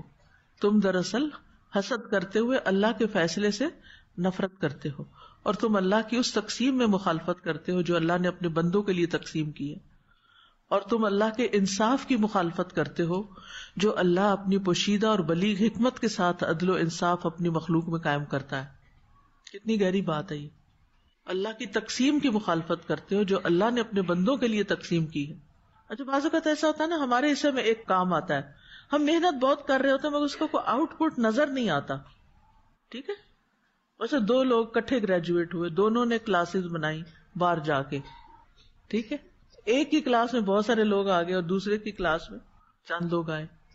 اب اس بات کی تکلیف شروع ہو گئی کہ دوسرے کی کلاس میں زیادہ لوگ کیوں آ گئے، حالانکہ یہ کس کی تقسیم تھی؟ اللہ کی تقسیم تھی. کیا اللہ تعالیٰ کسی پہ ظلم کرتا ہے کہ آپ کی طرف کم لوگ آ رہے ہیں تو ظلم ہو گیا؟ نہیں، یہ اللہ کا انصاف ہے اور اللہ کی پوشیدہ حکمتیں ہیں کہ اس کی مخلوق میں سے کس کو کتنا کہاں کیا دینا ہے. بعض اوقات حسد ارتداد تک لے جاتا ہے، مرتد ہو جاتے ہیں لوگ. امام قرطبی کہتے ہیں کہ حسد اس لیے قابل مذمت ہے کیونکہ اس میں نعوذ باللہ اللہ سبحانہ تعالیٰ کو بصیرت سے خالی قرار دینا ہے اور یہ سمجھنا کہ اللہ نے ایسے شخص پہ نعمت کی ہے جو اس کا مستحق نہیں. ابن قیم کہتے ہیں کفر کے 4 ارکان ہیں، تکبر، حسد، غضب اور شہوت. پھر اسی طرح یہ نفاق کی علامت بھی ہوتی ہے، یعنی اس طرح انسان کے اندر ایک منافقت کی صفت بھی آ جاتی. بعض اوقات جب آپ کو اپنی ہی دوست کے ساتھ حسد ہوتا ہے تو آپ اوپر سے اس کے ساتھ بہت اچھے ہوتے ہیں جبکہ دل میں آپ اس کے ساتھ خوش نہیں ہوتے. وہ ایک دعا بھی ہے نا، اللہ تعالیٰ ایسے دوست سے پناہ چاہتا ہوں کہ من خلیل ماکر عینہ ترانی وقلبہ یرانی ان رآ حسنۃ دفنہا وان رآ سیئۃ اذاعہا. ایسے دوست بھی ہوتے ہیں، انہی سے پناہ مانگی گئی کہ اس میں ایک طرح کی منافقت آ جاتی ہے نا، منافقت کی ٹریٹ آ جاتی ہے کہ دل میں کچھ رکھا ہوا اور اوپر سے کچھ اور ہے. ان تمسسکم حسنۃ تسؤہم وان تصبکم سیئۃ یفرحوا بہا. پھر حسد کا ایک نقصان یہ ہے کہ اس سے حاسد کا دل کالا ہو جاتا ہے، حاسد اللہ کے ذکر سے پھر جاتا ہے. آپ یقین کریں کہ بعض ایسے لوگوں کو جو اس میں سے کسی بھی قسم کے حسد میں مبتلا ہو کے تکلیف میں آئے، جب میرے پاس آئے تو میں ان سے پوچھتی ہوں کہ آپ کون کون سا اللہ کا ذکر کرتے ہیں. لٹرلی دن رات قرآن پڑھنے والے بھی جب اس بیماری کا شکار ہوتے ہیں تو اللہ کا ذکر بھول جاتے ہیں. وہ کہتے ہیں ہم پہ اتنا غم چھا گیا ہے کہ ہمیں سمجھ نہیں آتا کہ ہم کون سا ذکر کریں. مجھے تو دعائیں پڑھنے بھی بھول گئی، مجھے تو صبح شام کے اذکار بھی بھول گئے. اور جو اس کا ساتھ دینے والے منفی لوگ ہوتے ہیں اس کا دماغ اتنا خراب کرتے ہیں کہ انسان کو نہ اپنی اولاد کی عاقبت کا کوئی فکر نہیں رہتا کہ اس کے کتنے بڑے نقصان ہوں گے. یعنی یہ اتنی شدید بری بیماری ہے کہ جس کی وجہ سے انسان دنیا میں بھی سخت نقصان اٹھاتا ہے اور آخرت کا نقصان تو ہے ہی ہے. پھر حسد نظر بد لگنے کی وجہ بھی بن جاتی ہے. ابن قیم کہتے ہیں حسد نظر بد کو لگانے کا اصل ہے. کبھی انسان اپنے آپ کو نظر لگا دیتا ہے، یعنی یہ حسد کی وجہ سے نہیں ہوتی، ویسے ہی بتا رہے ہیں، اور کبھی بغیر ارادہ یا اس کی طبعی فطرت کی وجہ سے اس کو نظر لگ جاتی. تاثیر اثر کے لحاظ سے حسد اور نظر بد دونوں مشترک ہیں، یعنی نظر بد سے بھی دوسرے کو تکلیف پہنچتی ہے اور آپ کے حسد کی وجہ سے بھی تکلیف پہنچتی ہے. یعنی نظر بد الگ چیز بھی ہے، نظر بد کی وجہ بھی ہے حسد، لیکن نظر بد الگ سے بھی ہوتی ہے، حسد کے بغیر بھی ہو سکتی ہے، کیونکہ اس میں عین معجبہ بھی ہوتی ہے نا، کہ آپ کسی چیز کو بہت واو کرتے او تو وہ نظر بھی لگتی، لیکن ساتھ جو کسی سے حسد کرتا نا تو حاسد کی نگاہوں سے بھی ایسی ریز نکلتی ہیں جو دوسرے کو جا کے جسمانی تکلیف بھی دے سکتی ہیں، یا اس کے علاوہ بھی تکلیفیں یا نقصان ہو سکتے ہیں. تو خلاصہ یہ ہے کہ دین کے داعیوں کو تو ہر صورت حسد سے بچنا ہی چاہیے اور دوسروں کو بھی بچانا چاہیے. تو دین کی دعوت دینے والے، دین کے طالب علم، وہ خود بھی اس سے بچیں اور دوسروں کو بھی اس کے نقصان سے آگاہ کریں، اور اپنے دل کو مطمئن دل، قلب مطمئن بنانے کے لیے بہت ضروری ہے کہ انسان اس بیماری سے بچے. اب دیکھیے کہ ہمارا جسم فنا ہو جائے گا نا، لیکن ہمارے ساتھ کیا چیز رہے گی، ہماری روح کے ساتھ کیا چیز رہے گی، ہمارے اندر کے یہ احساسات کہ ہم کیا لے کے مرے ہیں، نفس مطمئنہ لے کے مرے ہیں یا نفس بے چین. تو حسد سے بچاؤ کا طریقے کیا ہو سکتے ہیں؟ سب سے پہلے یہ کہ حسد کا بدل رشک ہے، رشک جو جائز ہے، کہ آپ یہ دعا کریں کہ اللہ آپ کو بھی یہ نعمت عطا کر دے. یعنی کسی کی نعمت اچھی لگے تو جلنے کڑنے کی بجائے اللہ سے دعا مانگے، وَاسْأَلُ اللَّهَ مِن فَضْلِهِ، اللہ سے اس کے فضل کا سوال کریں. کیونکہ اگر کسی کی نعمت زائل ہوگی تو آپ کو کیا فائدہ ہوگا؟ ضروری تو نہیں کہ وہ آپ کو مل جائے گی، آپ کو تو تبھی ملے گی جب آپ پر اللہ کا فضل ہوگا.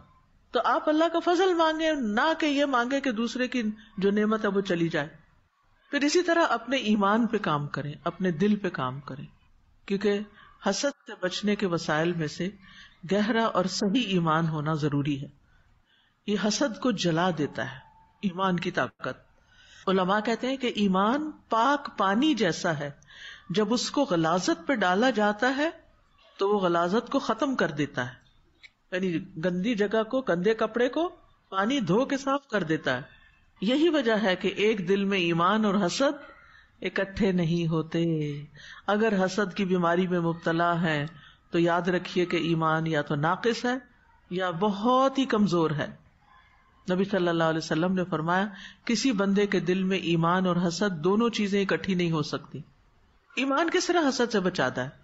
ایمان میں ہم اللہ کو اپنا رب مانتے ہیں کہ وہ ساری مخلوقات کا رب ہے، وہ مجھے بھی رزق دینے والا ہے اور وہ دوسروں کو بھی دے رہا ہے. اگر اس نے دوسروں کو مجھ سے زیادہ دیا تو وہ رب ہے نا، وہ دے سکتا ہے، وہ رازق ہے، وہ خالق ہے، وہی انعام کرتا ہے، وہی مہربانیاں کرتا ہے، وہی سارے خزانوں کا مالک ہے. تو اس لیے اس کے فیصلے، اس کے عطیات اور اس کی نوازشوں کی طرف متوجہ ہونا چاہیے اور ان پہ راضی ہونا چاہیے، اللہ کے فیصلوں پہ راضی ہونا چاہیے اور اس کی دین پہ راضی ہونا چاہیے، چاہے ہمیں ملا یا کسی اور کو کچھ ملا. کیا ہمیں حق ہے کہ ہم اللہ کے کسی فیصلے پہ اعتراض کریں؟ حق ہے؟ نہیں ہے نا. تو پھر ایمان کا تقاضا یہ ہے کہ ہم راضی ہو جائیں، رضیت باللہ ربًا، اللہ کے رب ہونے پہ راضی ہو جائیں. ایمان کے تقاضے اگر دل میں حاضر ہوں گے تو حسد ختم ہو جائے گا. کیا ایمان کا تقاضا یہ نہیں کہ مسلمان کا بھائی ہے؟ انما المؤمنون اخوہ، مومن کیا ہیں؟ آپس میں بھائی بھائی ہیں. تو کیا تقاضا ہے پھر ایمان کا کہ یہ بھائی آپس میں کیا کریں؟ حسد کریں یا محبت کریں؟ محبت کریں. وہ حدیث یاد ہے کہ کوئی مومن نہیں ہو سکتا جب تک کہ تم آپس میں ایک دوسرے سے محبت نہ کرو. ٹھیک ہے. تو یہ بہت ضروری ہے کہ انسان اخلاص کے ساتھ اور ایمان کے ساتھ اپنے رب کی رضا حاصل کرے اور ان بیماریوں سے بچے. پھر یہ کہ حسد سے بچنے کے لیے نصیحت اور یاد دہانی بڑی ضروری ہے. صحابہ کا آپس کا تعلق کیسا تھا؟ فرمایا والذین تبوؤا الدار والایمان من قبلہم یحبون من ہاجر الیہم ولا یجدون فی صدورہم حاجۃ مما اوتوا وَيُؤْثِرُونَ عَلَىٰ أَنفُسِهِمْ وَلَوْ كَانَ بِهِمْ خَصَاصَةٌ. صحابہ کیا کرتے تھے؟ اپنی ذات پر دوسروں کو ترجیح دیتے. جب یہ چیز ہمارے اندر آ جاتی ہے نا کہ اپنی ذات پر دوسروں کو ترجیح دینا، تو حسد ختم ہو جاتا ہے. پھر اللہ تعالیٰ سے دعا کرنا ربنا اغفر لنا ولإخواننا الذین سبقونا بالایمان ولا تجعل فی قلوبنا غلا للذین آمنوا ربنا انک رؤوف الرحیم. اے ہمارے رب ہمیں بخش دے اور ہمارے ان بھائیوں کو بھی جو ایمان لانے میں ہم سے سبقت لے گئے، اور ہمارے دلوں میں ان لوگوں کے لیے جو ایمان لائے کوئی کدورت نہ رکھ. اے ہمارے رب بے شک تو بڑا ہی شفقت کرنے والا، نہایت رحم کرنے والا ہے. پھر اللہم انی اعوذ بک من منکرات الاخلاق والاعمال والاہواء، پھر اللہم اہد قلبی وسدد لسانی واسلل سخیمۃ قلبی، اے اللہ میرے دل کو رہنمائی دے، میری زبان کو درست کر دے، میرے دل کے کینے کو دور کر دے۔ تو یہ انتہائی جامع دعائیں ہیں جو ہمارے دل سے برے خیالات کو دور کر دیں گی۔ ایسا ہے کہ رمضان جو ہے وہ خیر کا مہینہ ہے۔ نبی صلی اللہ علیہ وسلم رمضان میں جب جبریل علیہ السلام سے ملتے تھے تو کس سے زیادہ سخی ہو جاتے تھے؟ تیز آندھی سے بھی زیادہ سخاوت کرنے والے تھے۔ تو جیسا کہ آپ کو معلوم ہے کہ الحمدللہ الہدیٰ 1994 میں وجود میں آیا، اور ابتدا میں یہاں پر قرآن مجید کی تعلیم، تفسیر، تعلیم القرآن ہوتا رہا، پھر تعلیم الحدیث شروع ہوا، پھر تعلیم تجوید شروع ہوا، مختلف کورسز شروع ہوئے، پھر جو لوگ پڑھ کے گئے ان کی شادیاں ہوئیں، پھر ان کے بچے ہوئے، پھر ان کو اپنے بچوں کی پریشانیاں لگ گئیں کہ ان کو دین پہ کیسے رکھیں، پھر شدید ترین مطالبات ہونے لگے کہ اسکول بنایا جائے کہ جس میں ہمارے بچوں کو ابتدا سے ہی بہت سی خرابیوں سے، میوزک اور بہت سے حرام چیزوں سے بچا کے ان کو دین کی تعلیم بھی ساتھ ساتھ دی جائے۔ تو الحمدللہ 2010 میں آئی تھنک اسکول کا آغاز ہوا۔ ایسے ہی میں سورۃ نور پڑھا رہی تھی اور ایک خاتون کھڑی ہیں، اللہ تعالیٰ ان کی بخشش فرمائے، رحمت کرے، وہ دنیا سے جا چکی ہیں اور دوسری بھی دنیا سے جا چکی، لیکن ان لوگوں نے میرا پیچھا نہیں چھوڑا جب تک کہ یہ اتنا بڑا فیصلہ تھا، اتنا بھاری تھا میرے دل پہ کہ سوچ سمجھ کے یہ قدم اٹھانا چاہیے، کیونکہ معصوم بچوں کی ذمہ داری لینا کوئی آسان کام نہیں۔ لیکن بہرحال اللہ سے دعائیں کی، مدد مانگی، ٹیسٹ بنیاد پر ایک چھوٹا سا سمر پروگرام کیا اور پھر اس کے بعد اسکول شروع ہوا۔ اب اسکول شروع ہوا تو الحمدللہ ماشاءاللہ بچے آنے لگ گئے، اور اب حالت یہ ہے کہ اس وقت الحمدللہ کچھ کیمپسز ہیں جو اسلام آباد میں 2 کیمپس ہیں، ایک F8 میں اور ایک یہاں، اور پنڈی میں ایک CBR میں بھی ہے، لیکن اس کے باوجود جو موجودہ کیمپسز ہیں ان میں گنجائش بہت کم ہے، اور مقامی اور بین الاقوامی درخواستیں اور رجسٹریشنز بہت زیادہ ہیں، جس کو مد نظر رکھتے ہوئے انتظامیہ نے ٹاپ سٹی میں ایک نیا کیمپس کھولنے کا ارادہ کیا ہے۔ اور ایڈمیشن کا حال یہ ہے کہ ایڈمیشن ڈپارٹمنٹ کے مطابق 20 مارچ صبح 10 بجے جب آن لائن ایڈمیشن رجسٹریشن کے لیے پورٹل کھولا گیا تو صرف 5 منٹ کے اندر 500 درخواستیں موصول ہو گئیں۔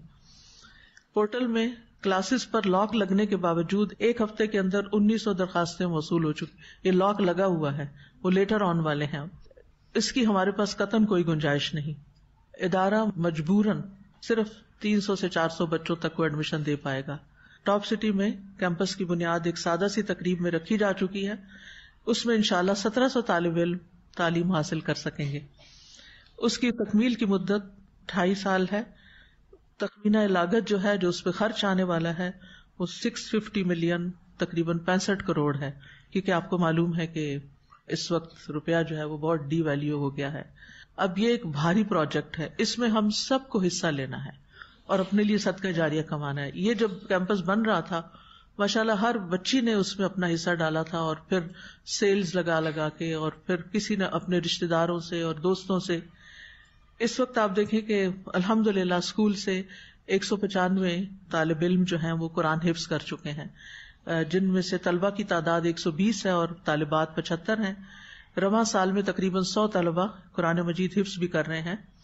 اسی طرح کیمبرج پروگرام ہے اس میں، جس میں سے 238 اسٹوڈینٹس جو ہیں وہ 100% ریزلٹ کے ساتھ کامیاب ہوئے ہیں۔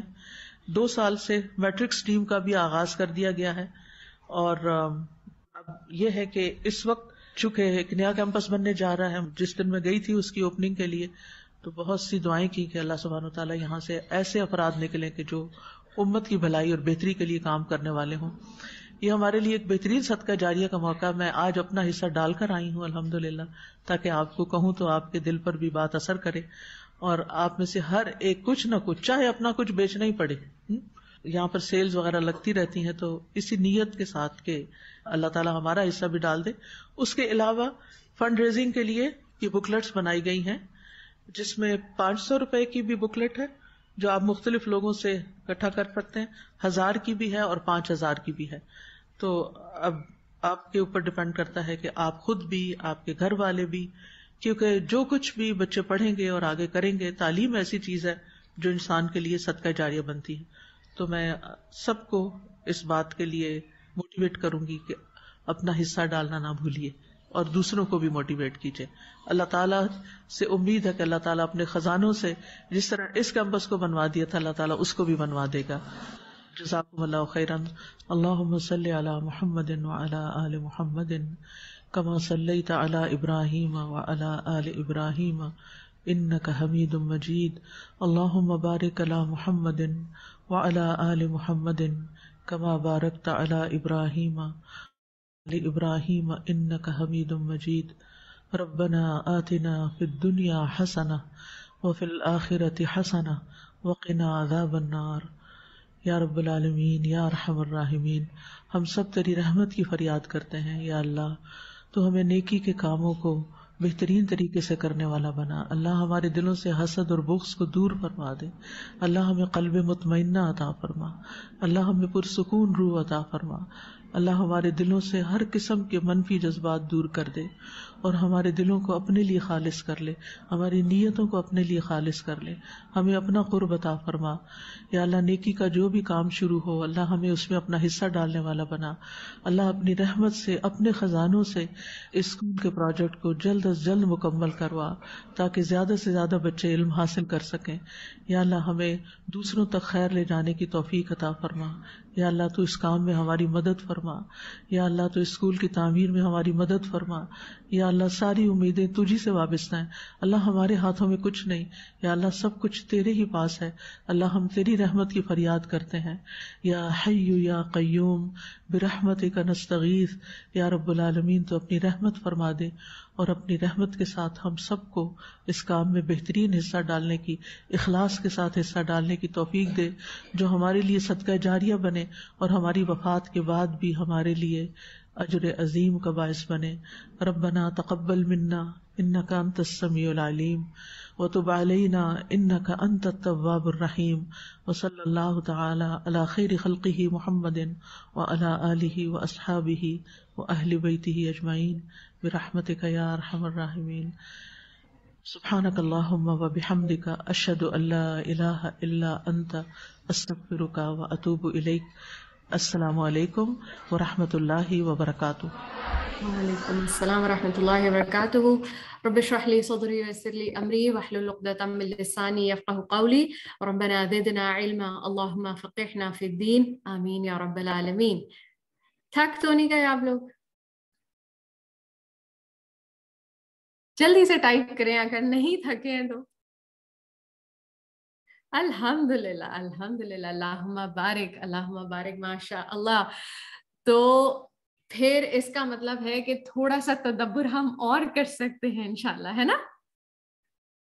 It was indeed a beautiful lesson, Sister Sabine, ماشاءاللہ. اللہم بارک. بالکل. چلیں آپ کے ساتھ پہلے میں حدیث شیئر کروں گی اور اس کے بعد تھوڑی سی ہم کریں گے برین اسٹارمنگ انشاءاللہ. ٹھیک ہے. آج کے سیشن سے پہلے ہمیں کیا لگ رہا تھا کہ ہمارے اندر کوئی حسد نہیں ہے نا؟ اور سبحان اللہ لیکچر کے دوران بھی ہمیں کافی ساری چیزیں یاد آئی ہیں، رائٹ؟ چلیں انشاءاللہ سٹارٹ کرتے ہیں. پہلے میں آپ کے ساتھ حدیث شیئر کروں گی. سبحان اللہ.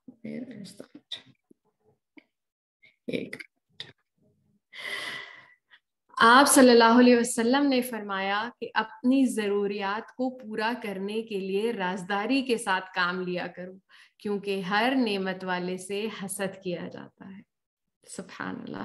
یہ سلسلۃ الصحیحہ کی حدیث ہے. چلیں یہ بتائیں کہ حسد کہاں پایا جاتا ہے؟ وہ کدھر ہوتا ہے؟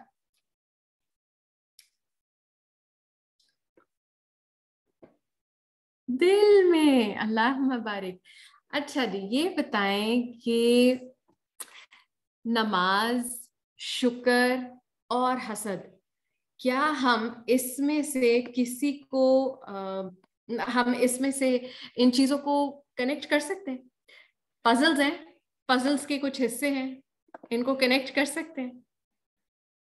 نہیں کر سکتے؟ کنیکٹ کر سکتے ہیں. اللہ مبارک سسٹر سبین. دیکھیں برین اسٹارمنگ میں نے آپ کو اسی لیے کہہ دیا تھا کہ اگر آپ نہیں تھکے نا تو تدبر کرنا ہے.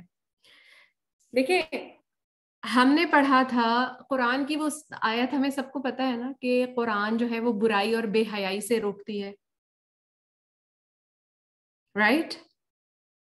ہمیں یہ پتا ہے نا، ہم سب نے پڑھی ہے. تو مجھے یہ بتائیں کہ حسد کیا ایک برائی ہے؟ رائٹ؟ تو پھر اس کا مطلب ہے کہ نماز ہمیں برائی سے روک سکتی ہے، یعنی نماز ہمیں حسد سے روک سکتی ہے. اگر ہم خشوع کی بات کر رہے ہیں تو اس کا مطلب ہے کہ ہم اپنے آپ کو اللہ کے سامنے سبمٹ کر رہے ہیں، ٹھیک ہے نا؟ تو اس کا مطلب ہے کہ میں اللہ کے ہر فیصلے سے، ہر چیز سے میں راضی ہوں، رائٹ؟ اچھا، شکر کو کنیکٹ کرتے ہیں. شکر کو کیسے کنیکٹ کریں گے؟ پختہ ایمان برے حسد سے نجات دلا سکتا ہے. اللہ مبارک سے سجویریہ، ماشاء اللہ. اچھا یہ بتائیے کہ شکر کو ہم کیسے کنیکٹ کر سکتے ہیں حسد سے؟ ہم نے کہا کہ شکر کے نتیجے میں ہم نماز پڑھتے ہیں، رائٹ؟ نماز پڑھیں گے تو وہ ہمیں حسد سے روکے گی. شکر ہمیں حسد سے کیسے روکے گا؟ بالکل، کہ جو ہمیں ملا ہے ہمیں اس پہ نظر رکھنی ہے، رائٹ؟ ٹھیک ہے، اس پہ شکر کریں. جو دوسرے کو ملا ہے وہ اللہ کی تقسیم ہے. اللہ مبارک.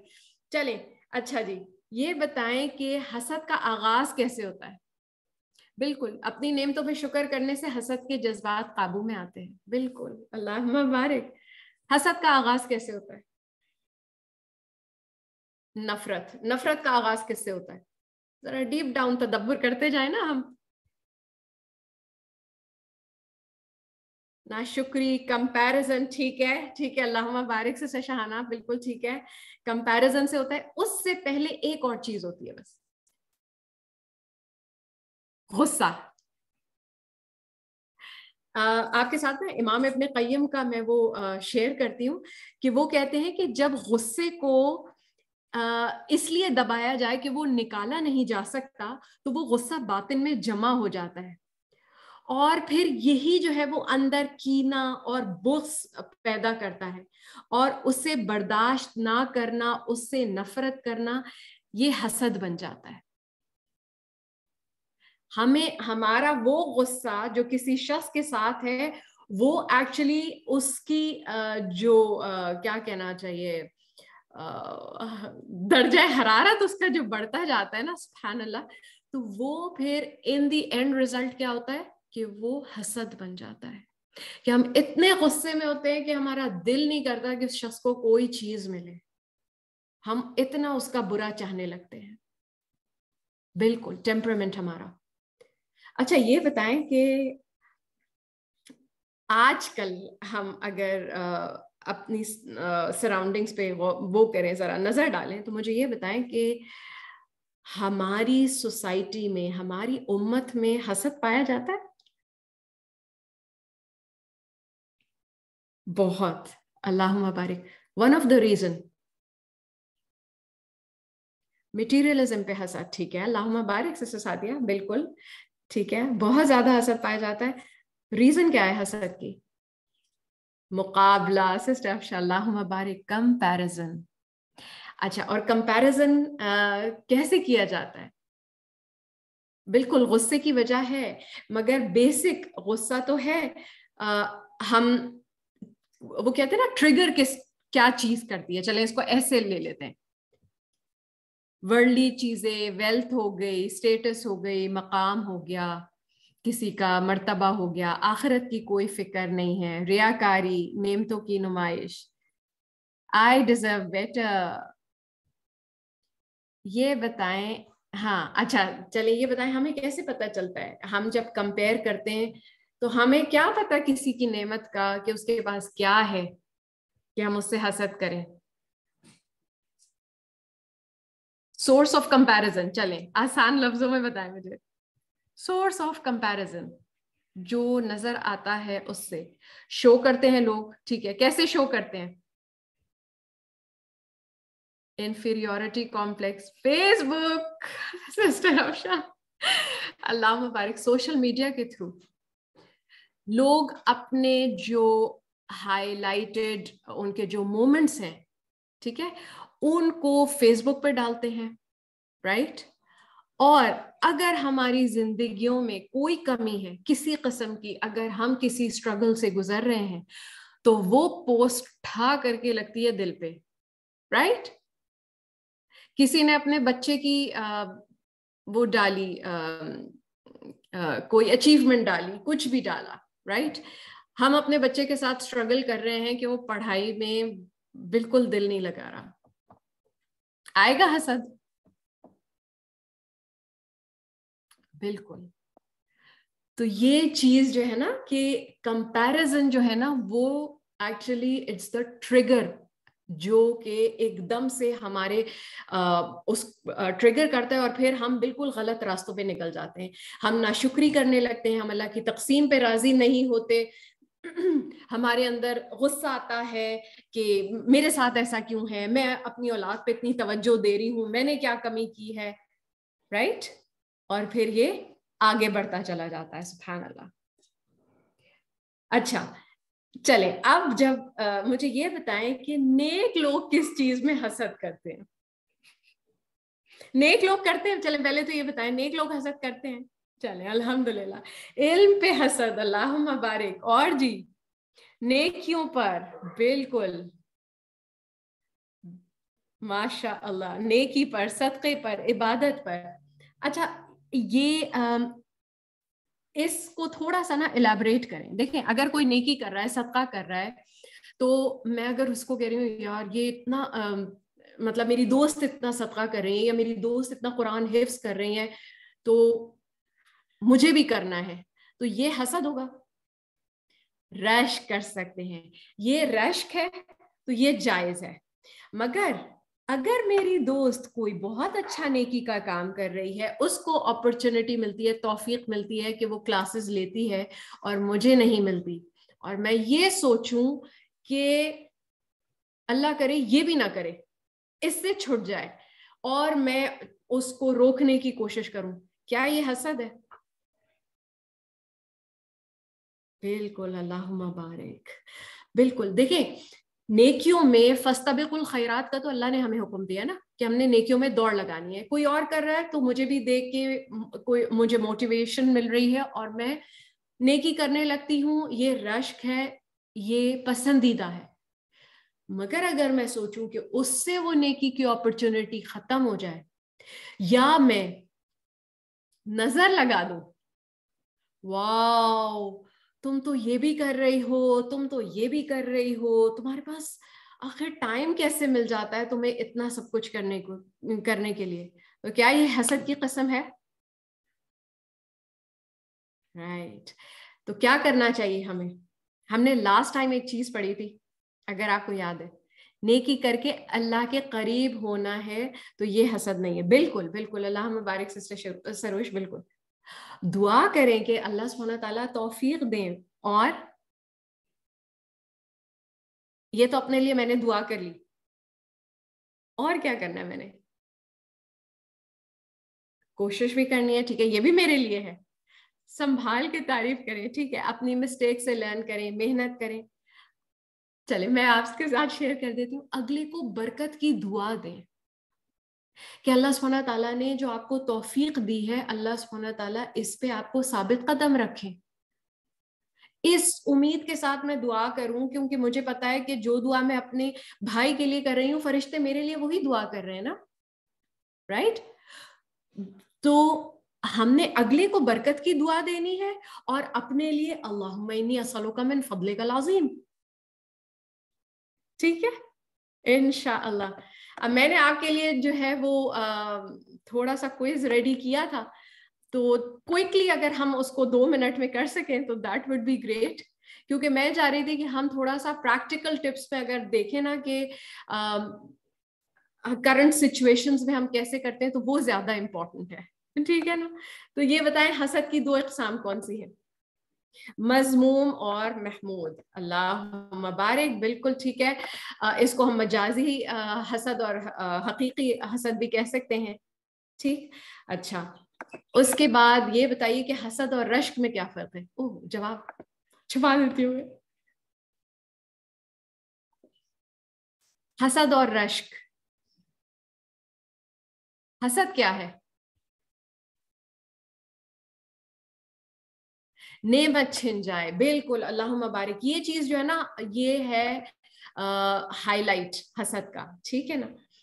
اور رشک, رشک کیا ہے؟ کہ مجھے بھی مل جائے. بالکل ٹھیک ہے سسٹر شیلا, اللہم بارک.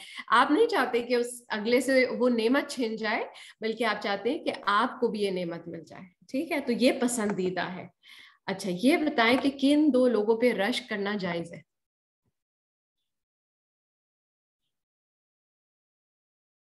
علم والے, ٹھیک ہے, قرآن کے, ٹھیک ہے, قرآن کے علم پر, اور وہ جو دن رات صدقہ کرتے ہیں. اللہ مبارک, ماشاء اللہ. اچھا, حسد کرنے کے نقصان بہت سارے تھے. سب سے زیادہ جو مجھے اسٹرانگ وہ لگا نا, کہ سبحان اللہ, انسان جو ہے وہ ارتداد تک چلا جاتا ہے, مطلب لٹرلی دین سے نکل جاتا ہے, کہ اسے کسی چیز کا ہوش ہی نہیں رہتا. بالکل خود کو اذیت دینا ہے, خود کو نقصان دینا ہے, پریشان رکھنا ہے, ڈپریشن, انزائٹی, اللہ کے فیصلوں پہ ناراضگی. بالکل, تو یہ بہت سارے نقصان ہیں, اور ان دی اینڈ ہمارا آخرت کا نقصان ہو جائے گا. چلیں, بچاؤ کے طریقے, کیسے بچوں حسد سے؟ ویسے تو ابھی ہم نے پریکٹیکل بات بھی کی کہ تھوڑا سوشل میڈیا پہ ہم نے کم جانا ہے, اور ہم نے کمپیریزن نہیں کرنی ہے, دعا کرنی ہے, ذکر کرنا ہے, ایمان پہ کام کرنا ہے, تقوی حاصل کرنا ہے, اور نصیحت لینی ہے, اللہ کے لیے خالص ہونا ہے. ٹھیک ہے, انشاءاللہ. اچھا, یہ بتائیں, حسد نظر بد لگنے کی وجہ بن سکتا ہے؟ کیا میں نظر لگا سکتی ہوں؟ بالکل بالکل, الحمدللہ. تو وہی والی بات کہ حسد جو ہے وہ نظر تو لگا سکتا ہے, تو اگلے کو ہم نے کیا کرنا ہے؟ برکت کی دعا دینی ہے, اور اپنے لیے دعا کرنی ہے. اللہم انی اسألک من فضلک ورحمتک فإنہ لا یملکها الا انت. اے اللہ, میں تجھ سے تیری رحمت اور فضل کا سوال کرتا ہوں, بے شک سوائے تیرے ان دونوں رحمت اور فضل پر کسی اور کا اختیار نہیں. اللہ سبحانہ تعالیٰ سے. آپ لوگوں کو میری آواز نہیں آ رہی؟ آ رہی ہے, الحمدللہ. آئی تھنک سسٹر سبین آپ کا ہی تھوڑا سا ایشو ہے. ہم ویسے بھی کلاس کو ختم ہی کر رہے ہیں. اللہ سبحانہ تعالیٰ سے اس دعا کے ساتھ کہ اللہ جو کچھ ہم نے پڑھا ہے اس پر عمل کرنے کی توفیق عطا فرمائے, ہمیں قلب سلیم سے نواز دیں, جو حسد, بغض, کینہ, ہر قسم کے نیگیٹو فیلنگ سے پاک ہوں. آمین یا رب العالمین. جزاکم اللہ خیرن کثیرہ. آپ لوگوں کی پارٹیسپیشن پہ اللہ سبحانہ تعالیٰ آپ کا بیٹھنا, آپ کا علم حاصل کرنا سب کو قبول فرمائے, اپنے چہرے کے لیے خالص کر لیں, اور آپ کو اس دنیا اور آخرت میں بہترین جزائے خیر عطا فرمائے. آمین یا رب العالمین. سبحانک اللہم بحمدک, اشہد ان لا الہ الا انت, استغفرک واتوب الیک. السلام علیکم ورحمۃ اللہ وبرکاتہ.